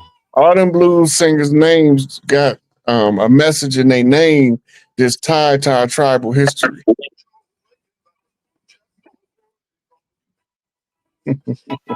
Got my mojo working, but just don't worry on you. Y'all check this out now. So bad till I don't know what to do. I'm going down and lose. Get me a more. He look like he related to you, Chief Rod. I look like y'all cousins. I got a cousin that look just like you. And the killing part is there's a good possibility it might be his old man. You saw family. Y'all saw the resemblance. Mike look like him for real. Your cousin in Gulfport. Shout out, brother Mike. He look like him for real, and he into the music too. Wow. Tying of the knots. I'll say. Yeah, the knots are intentional, OG. Energy portals. You know what, family? Imagine tying knots with copper. Copper, yeah. Tying knots with not the solid copper, the one that's real frayed, you know what I mean? It's softer, so it's easy to make a knot. Extension cord, copper, the copper from the extension cord. Imagine making a knot like that, then putting that around a crystal. So all of you who wrap crystals, imagine having knots. I'm just That's thinking about it. it's past the energy. The knots of Anansi or the web of Anansi is energy being flowed through it. Copper, exactly, there's energy being flowed through it. But it is a special ritual. Like when you're using a certain kind of rope, it is a certain energy that flows through certain kind of cloth too, certain kind of ropes, cloths or fabrics, silk fabrics and everything else. So each one of them it does or invokes his own spirit. When you're talking about the keys of Solomon, he's tying knots to some of his different things. Like I say, some of them are buried, some of them are cast down the river, some of them are they are buried with certain things. It depends on what kind of juju you're working. So Keys of Solomon is 72 keys, right? yes, sir. It's 72 codons, right? Let that sink in. Hold on. Each one of the keys of Solomon is access to a specific codon on the DNA in order to activate a particular signature energy. The translation of the name of the God that or the angel that restricts the codon is the angle that the light is striking it from in order for it to be under the dominion of that angel or angle of light. It's reading the energy. That's just metaphysically speaking. You know, we don't really get into too much metaphysics, but metaphysically speaking, the 72 Goetia, which is the 72 spirits, which is also tied to the 72 elders. It's all talking about information and genetics passed off under the pretenses of religion and mysticism. But it's genetics. This is why you see the two serpents coiled around the staff, which is representative of the DNA helix. But remember, the straight path is down the middle. Now we all over there with Israel regardless in the middle pillar. Right? Because the middle pillar, the light can't go through from root chakra to crown chakra if the pillar ain't straight. Right? Then you got to know the difference in the left-hand path and the right-hand path. Don't take sides. As soon as you said we're gonna talk about the left hand. Okay. Now you know we're going in deeper water. What's Chief Rod? What's up with them sacrifices? Which ones? You know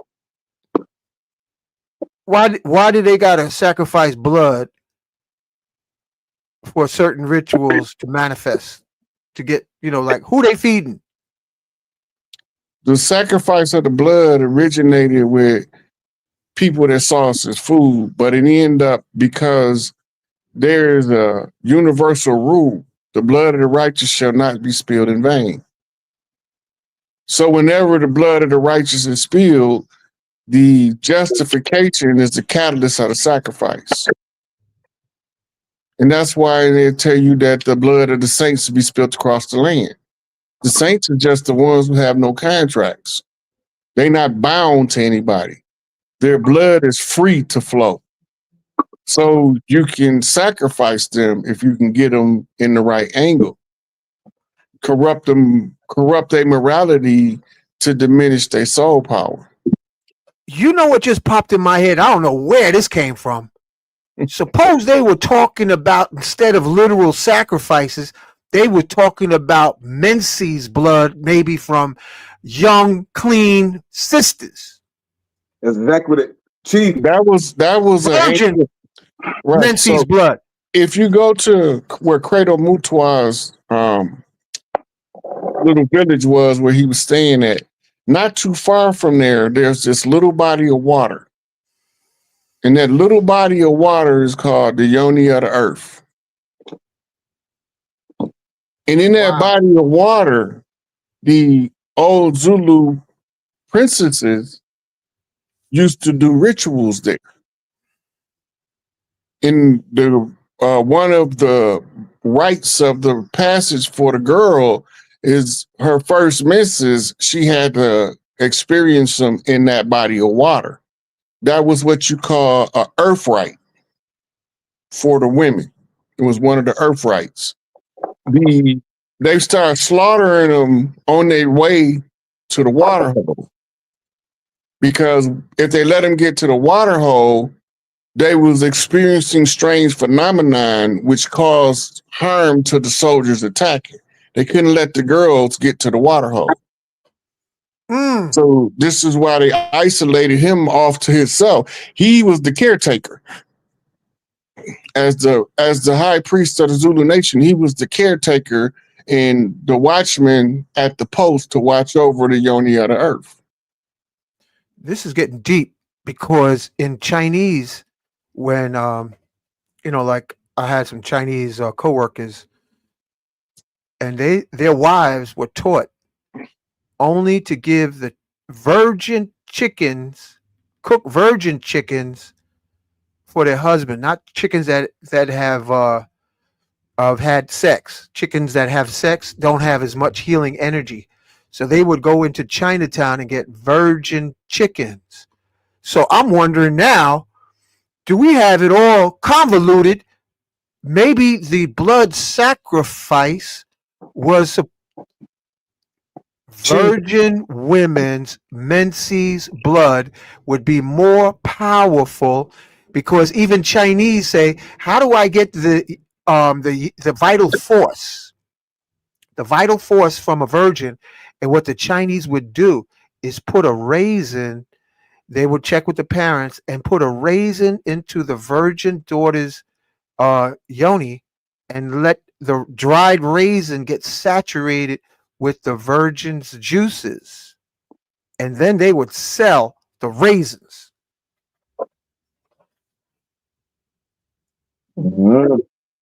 Okay, so that's unpacking a whole nother bag right there. Because go ahead, Chief. Go ahead. The chemistry involved in the vaginal fluids differ with age. A mature woman that have had multiple sex partners, her vaginal fluid is not going to be the same as the girl that's only had one sex partner. Biochemically, like ratio of chemicals that her body produces, most of it will come out as spermicides and other defensive agents. As she have different partners, she will develop more and more different strains of spermicide. Because it's foreign to her body, she need to fight it off. So her vagina goes into full defense mode the more she's introduced to different sex partners. And Wow. it take years to reverse that. It don't happen in 2 days or 6 months. And this is why most people are addicted to relationships. They can't be by themselves for a year and work on themselves for a year. Right? They break up, they go straight into the next relationship. Why is that? What they addicted to? The chemical changes. It's the chemical changes. Then when the chemistry alters, it changes the behavior. These women never take the time to heal. So every time they replace the old guy with a new guy, he's worse to them. It's not that he's worse, it's that she didn't heal from the last guy. So every expectation she had for him, she's holding this new guy for with the new set of expectations that she got for him. Psychological overload. Right? This is why they call them sexually transmitted demons. When you remember, when you get to the root, the demon is a thought form, an egregore, that's empowered by repetitively empowering it by its usage. Right? The behavior pattern that's described of the egregore manifests itself as a mental disease or defect And you can read about all of them in the DSMV. Yo, Chief. Can I ask What's you the something? DSMV? Diagnostic and Statistic Manual of the Psychiatric Association. They got 1 through, I think, like 7 or 8 now, but they all covered a different time period during the evolution of psychiatry and psychology on what was classified as a mental illness. Like they took it out that jealousy is a mental illness, right, and a learned behavior. Shame. It's because it's an egregore and it's taught. In other words, somebody tagging you saying you hit with the jealousy bug. Wow. If you go look up the term dementia praecox was the scientific term for jealousy as a sub part of schizophrenia. Wow. Yo, Chief. He was asking about the blood sacrifices, and people dabbing all sorts of stuff, so everybody ain't on the same page, right? But one under the temple of the feather serpent, he eliminated blood sacrifice. You're supposed to bloodlet yourself. It's not a sacrifice. Sacrifice is giving something of yourself. You see what I'm saying? So everybody chose everybody else to be their sacrifice, and that's basically the problem of Solomon. Solomon, like we praise Solomon, but Solomon's really an asshole. Think about this, Chief. Solomon had 300 wives and 700 concubines. How many kids does Solomon have? How many kids? Huh? Hundreds. What did he do with them? His kids. We were just talking about the 72 or those the lesser keys of Solomon. He was feeding them to legions of demons and dragons and all these different things. He was using his blood. His children were his blood. Okay, now pay attention. Remember, a demon is a thought form. In order for him to give one of his sons to a demon, in order for that thought form to manifest, it got to have a description to it. You ever notice that every angel in the angels got a description to their name? Most of them. Right? It's the same thing with the demons. They all got a description to their name. And then if you pay attention, a lot of demons got L on them and a lot of angels got L on them. Yeah, that's right. I was going there, Chief. I was going there. Okay, now what you're looking at is when they saying he's giving sacrifices, he's training them in different stuff. All of the children can't learn the same thing and be the best they can be if you're a good father. And remember, Solomon was the wisest except for who? At the time he was there, he was the wisest of them all, right? That's what they say, y'all. Okay, now if you're looking at it from the eyes of the wisest of it all, he would have to have enough sense to treat each one of his children individually in their individual capacity according to their nature. He's not going to raise all his children the same. He's going to teach them all different stuff that's going to help them best throughout their life. In other words, he infecting them with different thought forms, different demons, different ideas.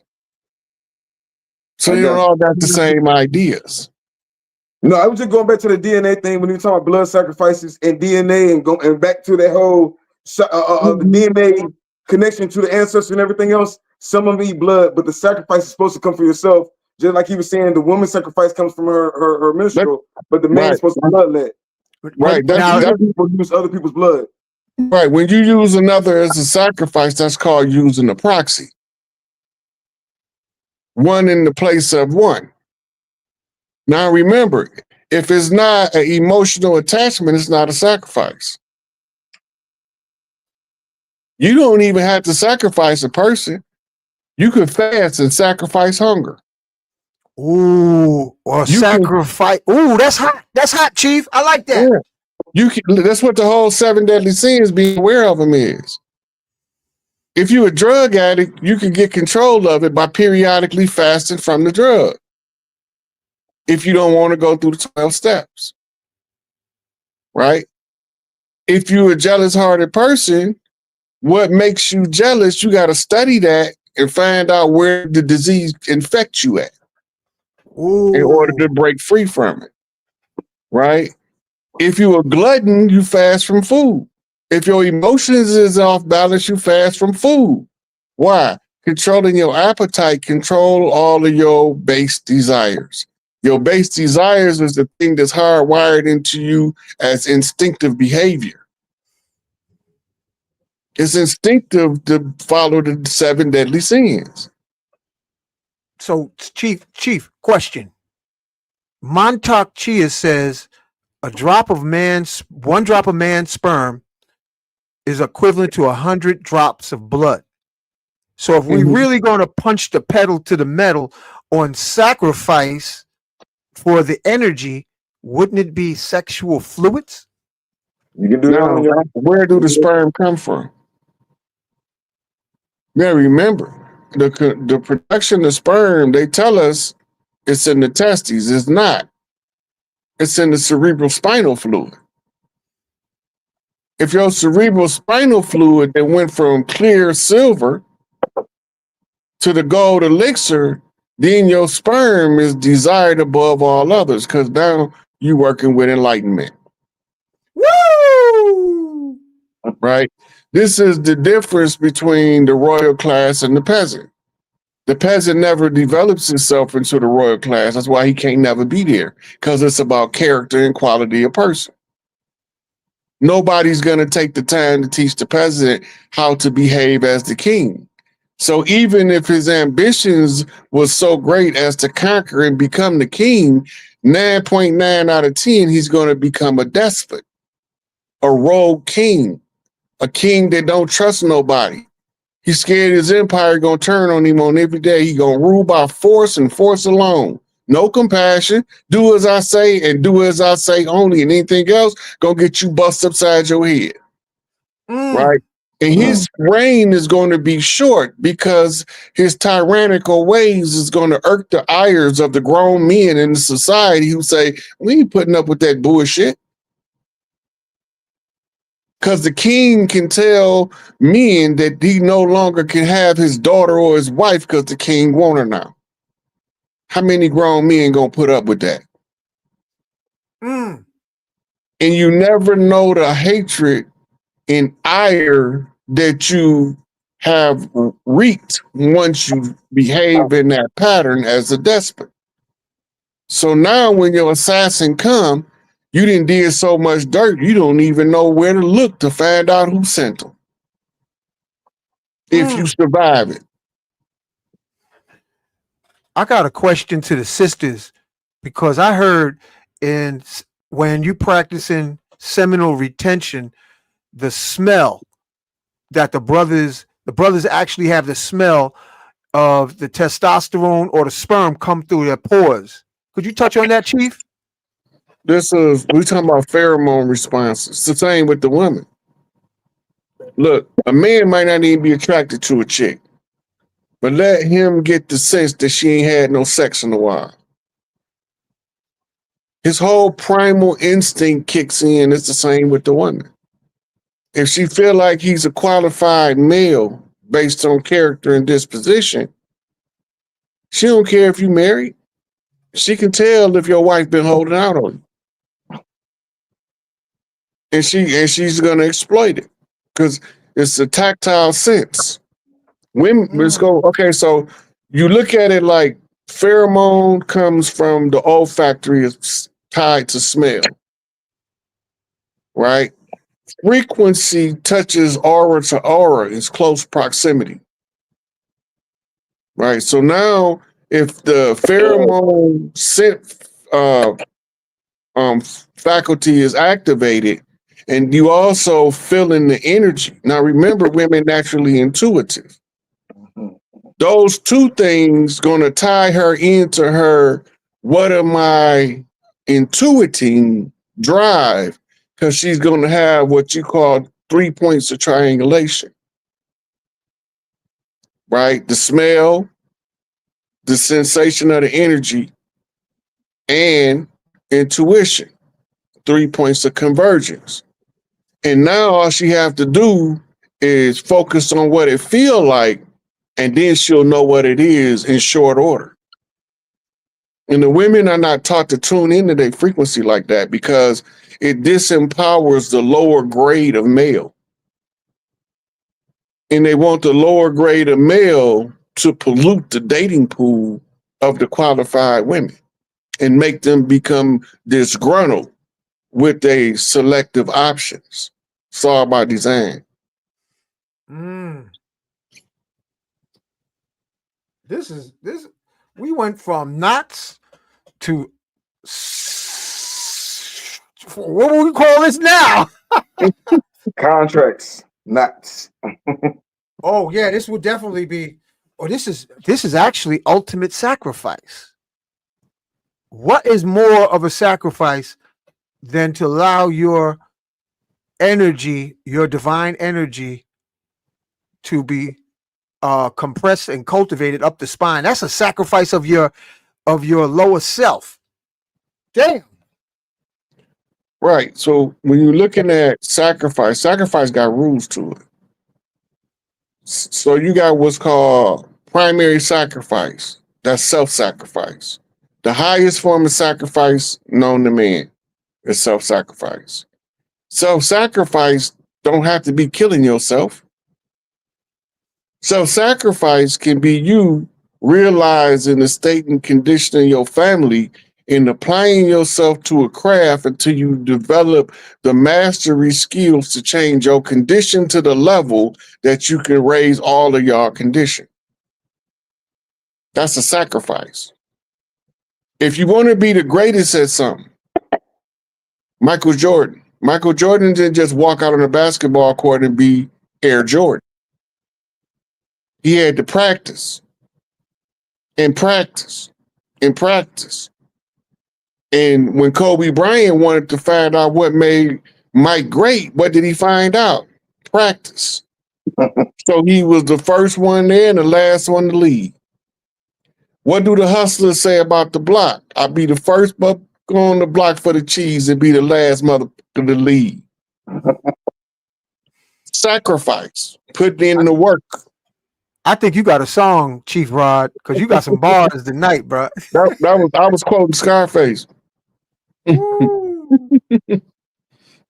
Brad Jordan, one of my favorite all-time rappers. Right.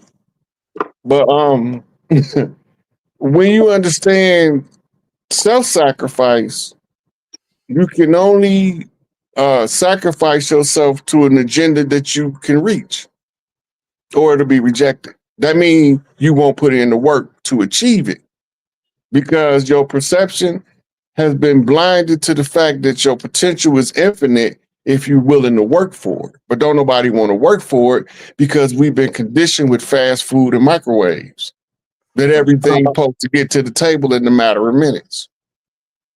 Wow. So now when it comes to spiritual things, which the spirit don't play the short game, spirits play the long game. This 6,000 year rule of the devil played out over a 6,000 year period. That's forever to one of us. We wasn't here in the beginning and we hope we could see the end. Right? So the plan was being played out with all of these different actors over 6,000 years with the same rulers at the top. The question is, how did they hold their power?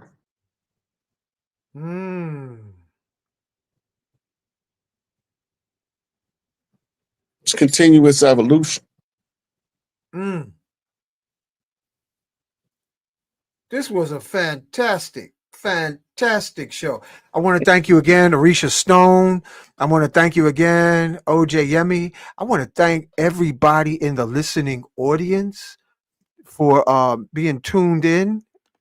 Like, subscribe, share. I got a song I just want to drop about knots. If y'all got a minute before we break out of here, y'all got I instead of going on YouTube, I looked up knots. Let me pull this up. While you're doing that, out of all of the topics, nobody ever asked me about knots before. Really? Nobody never asked me about knots before. So much stuff to go into the knots. It's deep. Right. Yeah. Like used to use knots to tie two tribes together in symbolism as in truth. I see. This is what the marriage ceremony of tying a knot is about. How come nobody ever talked about knots? That's like pre-K 101. You got to know about knots. You got to tie your shoes. Imagine if we knew how to do the knots on our shoes to accomplish what we want so we can walk into our destiny. I see. So that you got to know that the shoe that you putting on is the shoe that the person who is in the energy that receives what you want, this is the shoe that they would be wearing as they walked into their purpose. Intention matters. Remember, everything is a wave until you give it some attention, then it collapses into the particle. Woo! So when you see yourself at your highest, you see, say, this is something that I would have at this level. Go get it. Go get it, because it's helping you as a, what they call a spiritual aid, a tool to advance your manifesting potential and collapse it into the reality you experiencing. I see. She said something about number 9. You know this Oya season, right? Ties to the 9 ether. It's Oya season. Just into Scorpio season. Now, wait a minute now. Okay. Now that y'all brought it up, Chief Rod, Orisha Stone, what's the connection with not numbers and Orishas? This is year 9. This is year of Oya. You can look at Oya's number, look at everything that Oya represents, the interchange, the change, the hurricane, all the stuff that's cleansing the land of this year. Just like Sister Mara Moss said with us last night, when she said this is the year of completion. This is the year of knowing. This is the year of the wood serpent. Everything is connected. All of that is connected. We were just talking about the intertwining of the wisdom, the serpent's wisdom. That's the knot. You know what I'm saying? The DNA is the knot. Everything you said tonight was connected in one shape, word, form. But we're most definitely in Oya season or a time of change. We just stepped into Scorpio season. Scorpio season also represents, in the indigenous culture, represents quick and rapid change. Yo, what about when sisters wrap that scarf around their head? Do they take the time to put the knot in the right direction? Damn. You know what I'm talking about, right? Definitely. Definitely. But you know, that's they normally tie it up intuitively. I see. Everything's intention. Like you might see her one day, she might have her knot right here. She come back next day, her knot over here. Next day, or knot in the back. You know, when they have it on the side, you know they're gonna fire up, man. Because remember, what's her name? Yvonne Stickney having that knot on the side of her head. Back up, Jack. Get ready. That's saying right this is a gazelle, and like I say, you do rapid things, whatever. But yeah, the energy of 9, the energy of Oya is on us right now. So tap into that Oya energy. You spoke on High John earlier, but yeah, most definitely tap into that 9 energy and understanding what shedding is. Right now, we're shedding skin, and we're going. You're talking about knots. You got to shed some skin. You know what I'm saying? The divine serpent wisdom. Yo, taking it back. When the kids when the sisters have a whole lot of energy, they got 2 knots. You ever check out the ones with the 2 knots on their head? Chief Rod, Orisha Stone family, they're always energized. You notice that? You don't see grandmas with 2 knots. You know, they're called Afro puffs. That's black girl magic. Big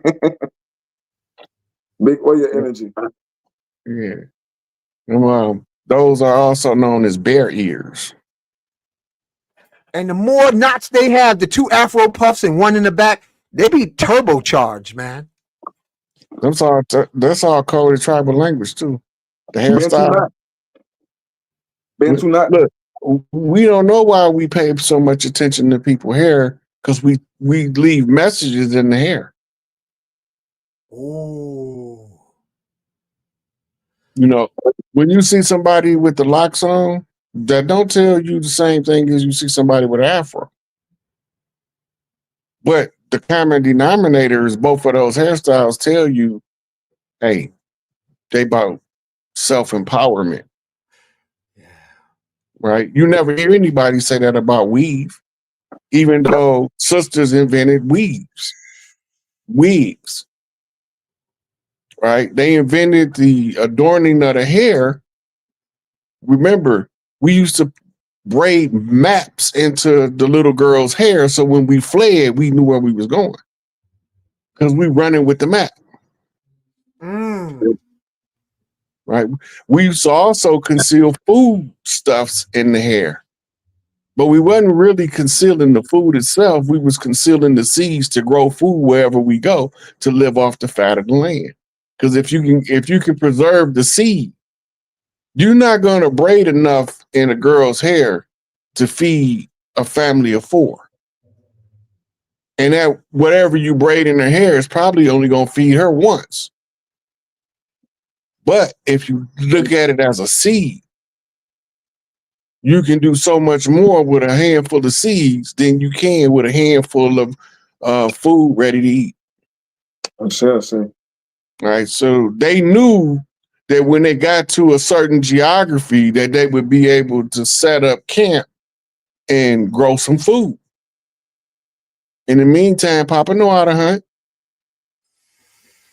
Wow. Survival in wartime, we came up with all kind of stuff and messages to be relayed through the hairstyles that we wore.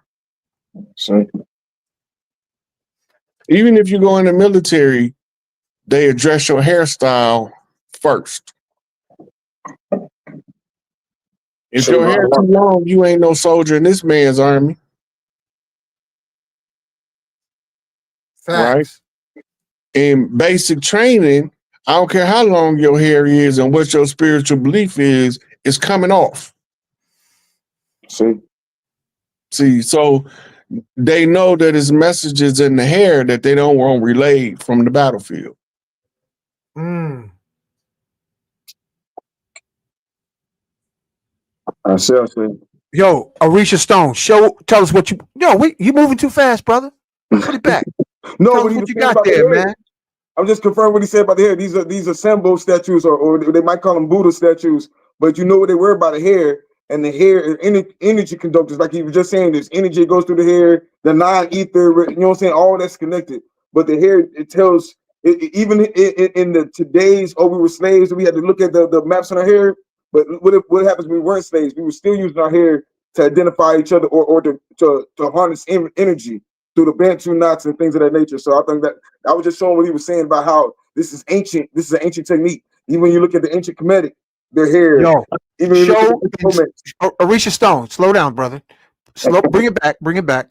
Slowly show us the top of little Buddha's head. Slowly. Symbol. That's too fast, bro. Do it nice and slow so we can count. Hold on. 2, 4, 6. Yo, look, it's number 7 on the crown. Yeah, okay. Now give us a side 360 slow. And then 1, 2, 3, 4. Yeah, and give us a side profile, nice and slow. And look at the direction of the knots. Yeah. Y'all see? You see, it's check it out. Now the back of the head. And clockwise to center. Yeah. The whole language. The Olmecs do it too. Yeah. They so they can talk all day, but the hair is selling the ancient language. Thank you, bro. Thank you. And those are also called knots, Bantu knots. Bantu knots. So yeah, it's our ancient tradition. We just got to figure out all the little secrets that didn't hear from us. Yo, where'd you get that head from, man? Or maybe you shouldn't tell us. I trade everywhere. Like I said, if I'm trading with some people over here for stones or whatever, I'll trade for stones. If I'm trading for skins or whatever, I'm always trading for something. And to one man's treasure, another man's treasure. They didn't like it because of the knots. You see what I'm saying? Some people give up some of the artifacts because they ugly to them. I'll take them. You see what I'm saying? I think it represents us. So that one I can't remember. I was in some kind of trade in North Carolina somewhere. I did some kind of trade. That's the original Buddha. Sembo. And Sembo. Sembo knows. That's the original and there's Sembo. also, you got to find a lady Buddha to go next to the Buddha, because there's lady Buddhas acknowledged in other countries, like in, what is it, Cambodia, Vietnam. They acknowledge lady Buddha. Oh, what you got there? Hold on a second. Bring it down. We want to see her features. Come, bring it closer to the camera. And that's Lady Buddha. With Tara, I always try to go to the source, and I feel like Buddhism is just my thing. When I look at different religions like Islam and everything else, when I look at Islam and I look at the source, I go to Allah.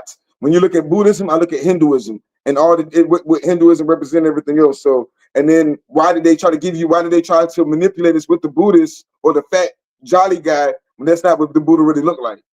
So that's why I really go to the source of the symbols before Buddha. And Sembo is the universal black God. And he has not. The Buddha with the black stomach is not a Buddha. The one with that look like the bald head black dude they used to have in the houses in the 70s. That's not the Buddha. That's what I said. Yeah, I go straight to the symbol. Listen, there was a Ugandan priest. He wasn't the Buddha, but they used the symbol because the priest carried the legend of that was so similar to the Buddha. So when we get the hold of the teachings, they gave us a Korean whitewashed Buddha as Siddhartha. But the ones of us who remember the real Buddha, we know that he was about the complexion of us. We know this because of his family lineage. The original Dravidians, original people of India. Right. So back then they were the top royal class, but now they're at the bottom, just like us. So now we do the alpha to the omega, where the last becomes first and the first becomes last. Just hope you enjoyed yourself while you was at the top. Sure. And hope you did well by the people you was tasked with tending to, because now you about to be tended. Right or wrong, you about to get what you got coming. Good, bad, or indifferent. You know what? When you look at Transformers, it's coiled. That's not technology. Everywhere you see a bolt is not technology. Remember, the bolt is just a metal artificial knot. They start incorporating metal into knots as rings and pins. I want to acknowledge Agnes Free Spirit and her husband Kojo, because last Saturday, Chief Rod, Arisha Stone family, their table, she has a whole lot of eclectic jewelry, but the ones that the people of all backgrounds was attracted to was rings with knots.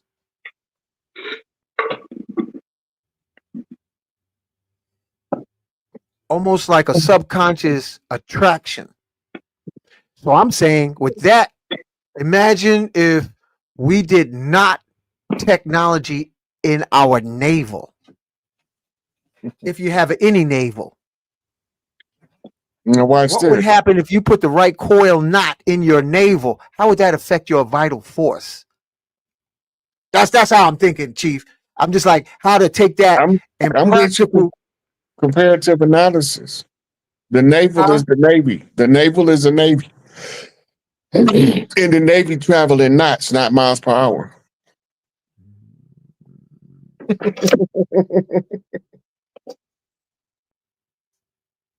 We're tying back right to what you're saying. Knots in the Navy. Long short. Knots in the Navy, knots in the naval. You dropping bars tonight, bro. Yeah. Hey man, I had a blast coming over here talking about knots. I'm like, it's so much go into knots, and a lot of people don't pay it no attention because they so common. Even our zip ties was predicated upon the understanding of a knot. Because before we had zip ties, we had slip knots. You know, so the science just evolved in order to simplify complex matters. OG Rob. Yo, look what they dropped in here. Astronauts. I never thought of that. OG Rob. Wow. He put it up before I said it. You remember the movie Dark Crystal? Mm-hmm. You remember the Big Mama when she returned? She left in the universe somewhere and she returned after all those years. That's pretty much been playing out right now. The Dark Crystal.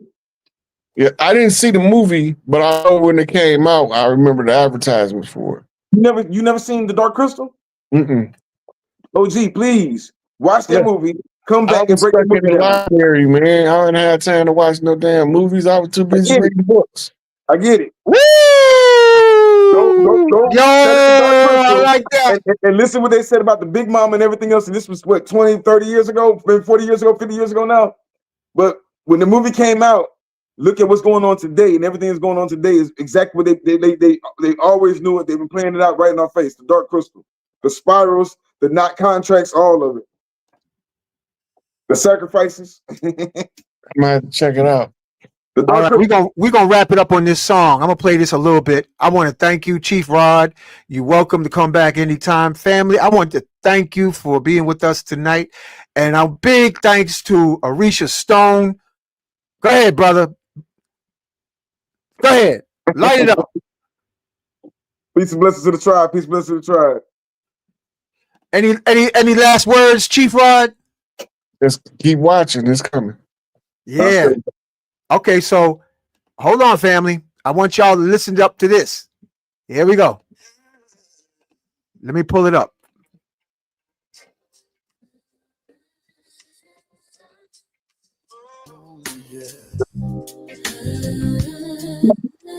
Listen to the word. Oh, yeah.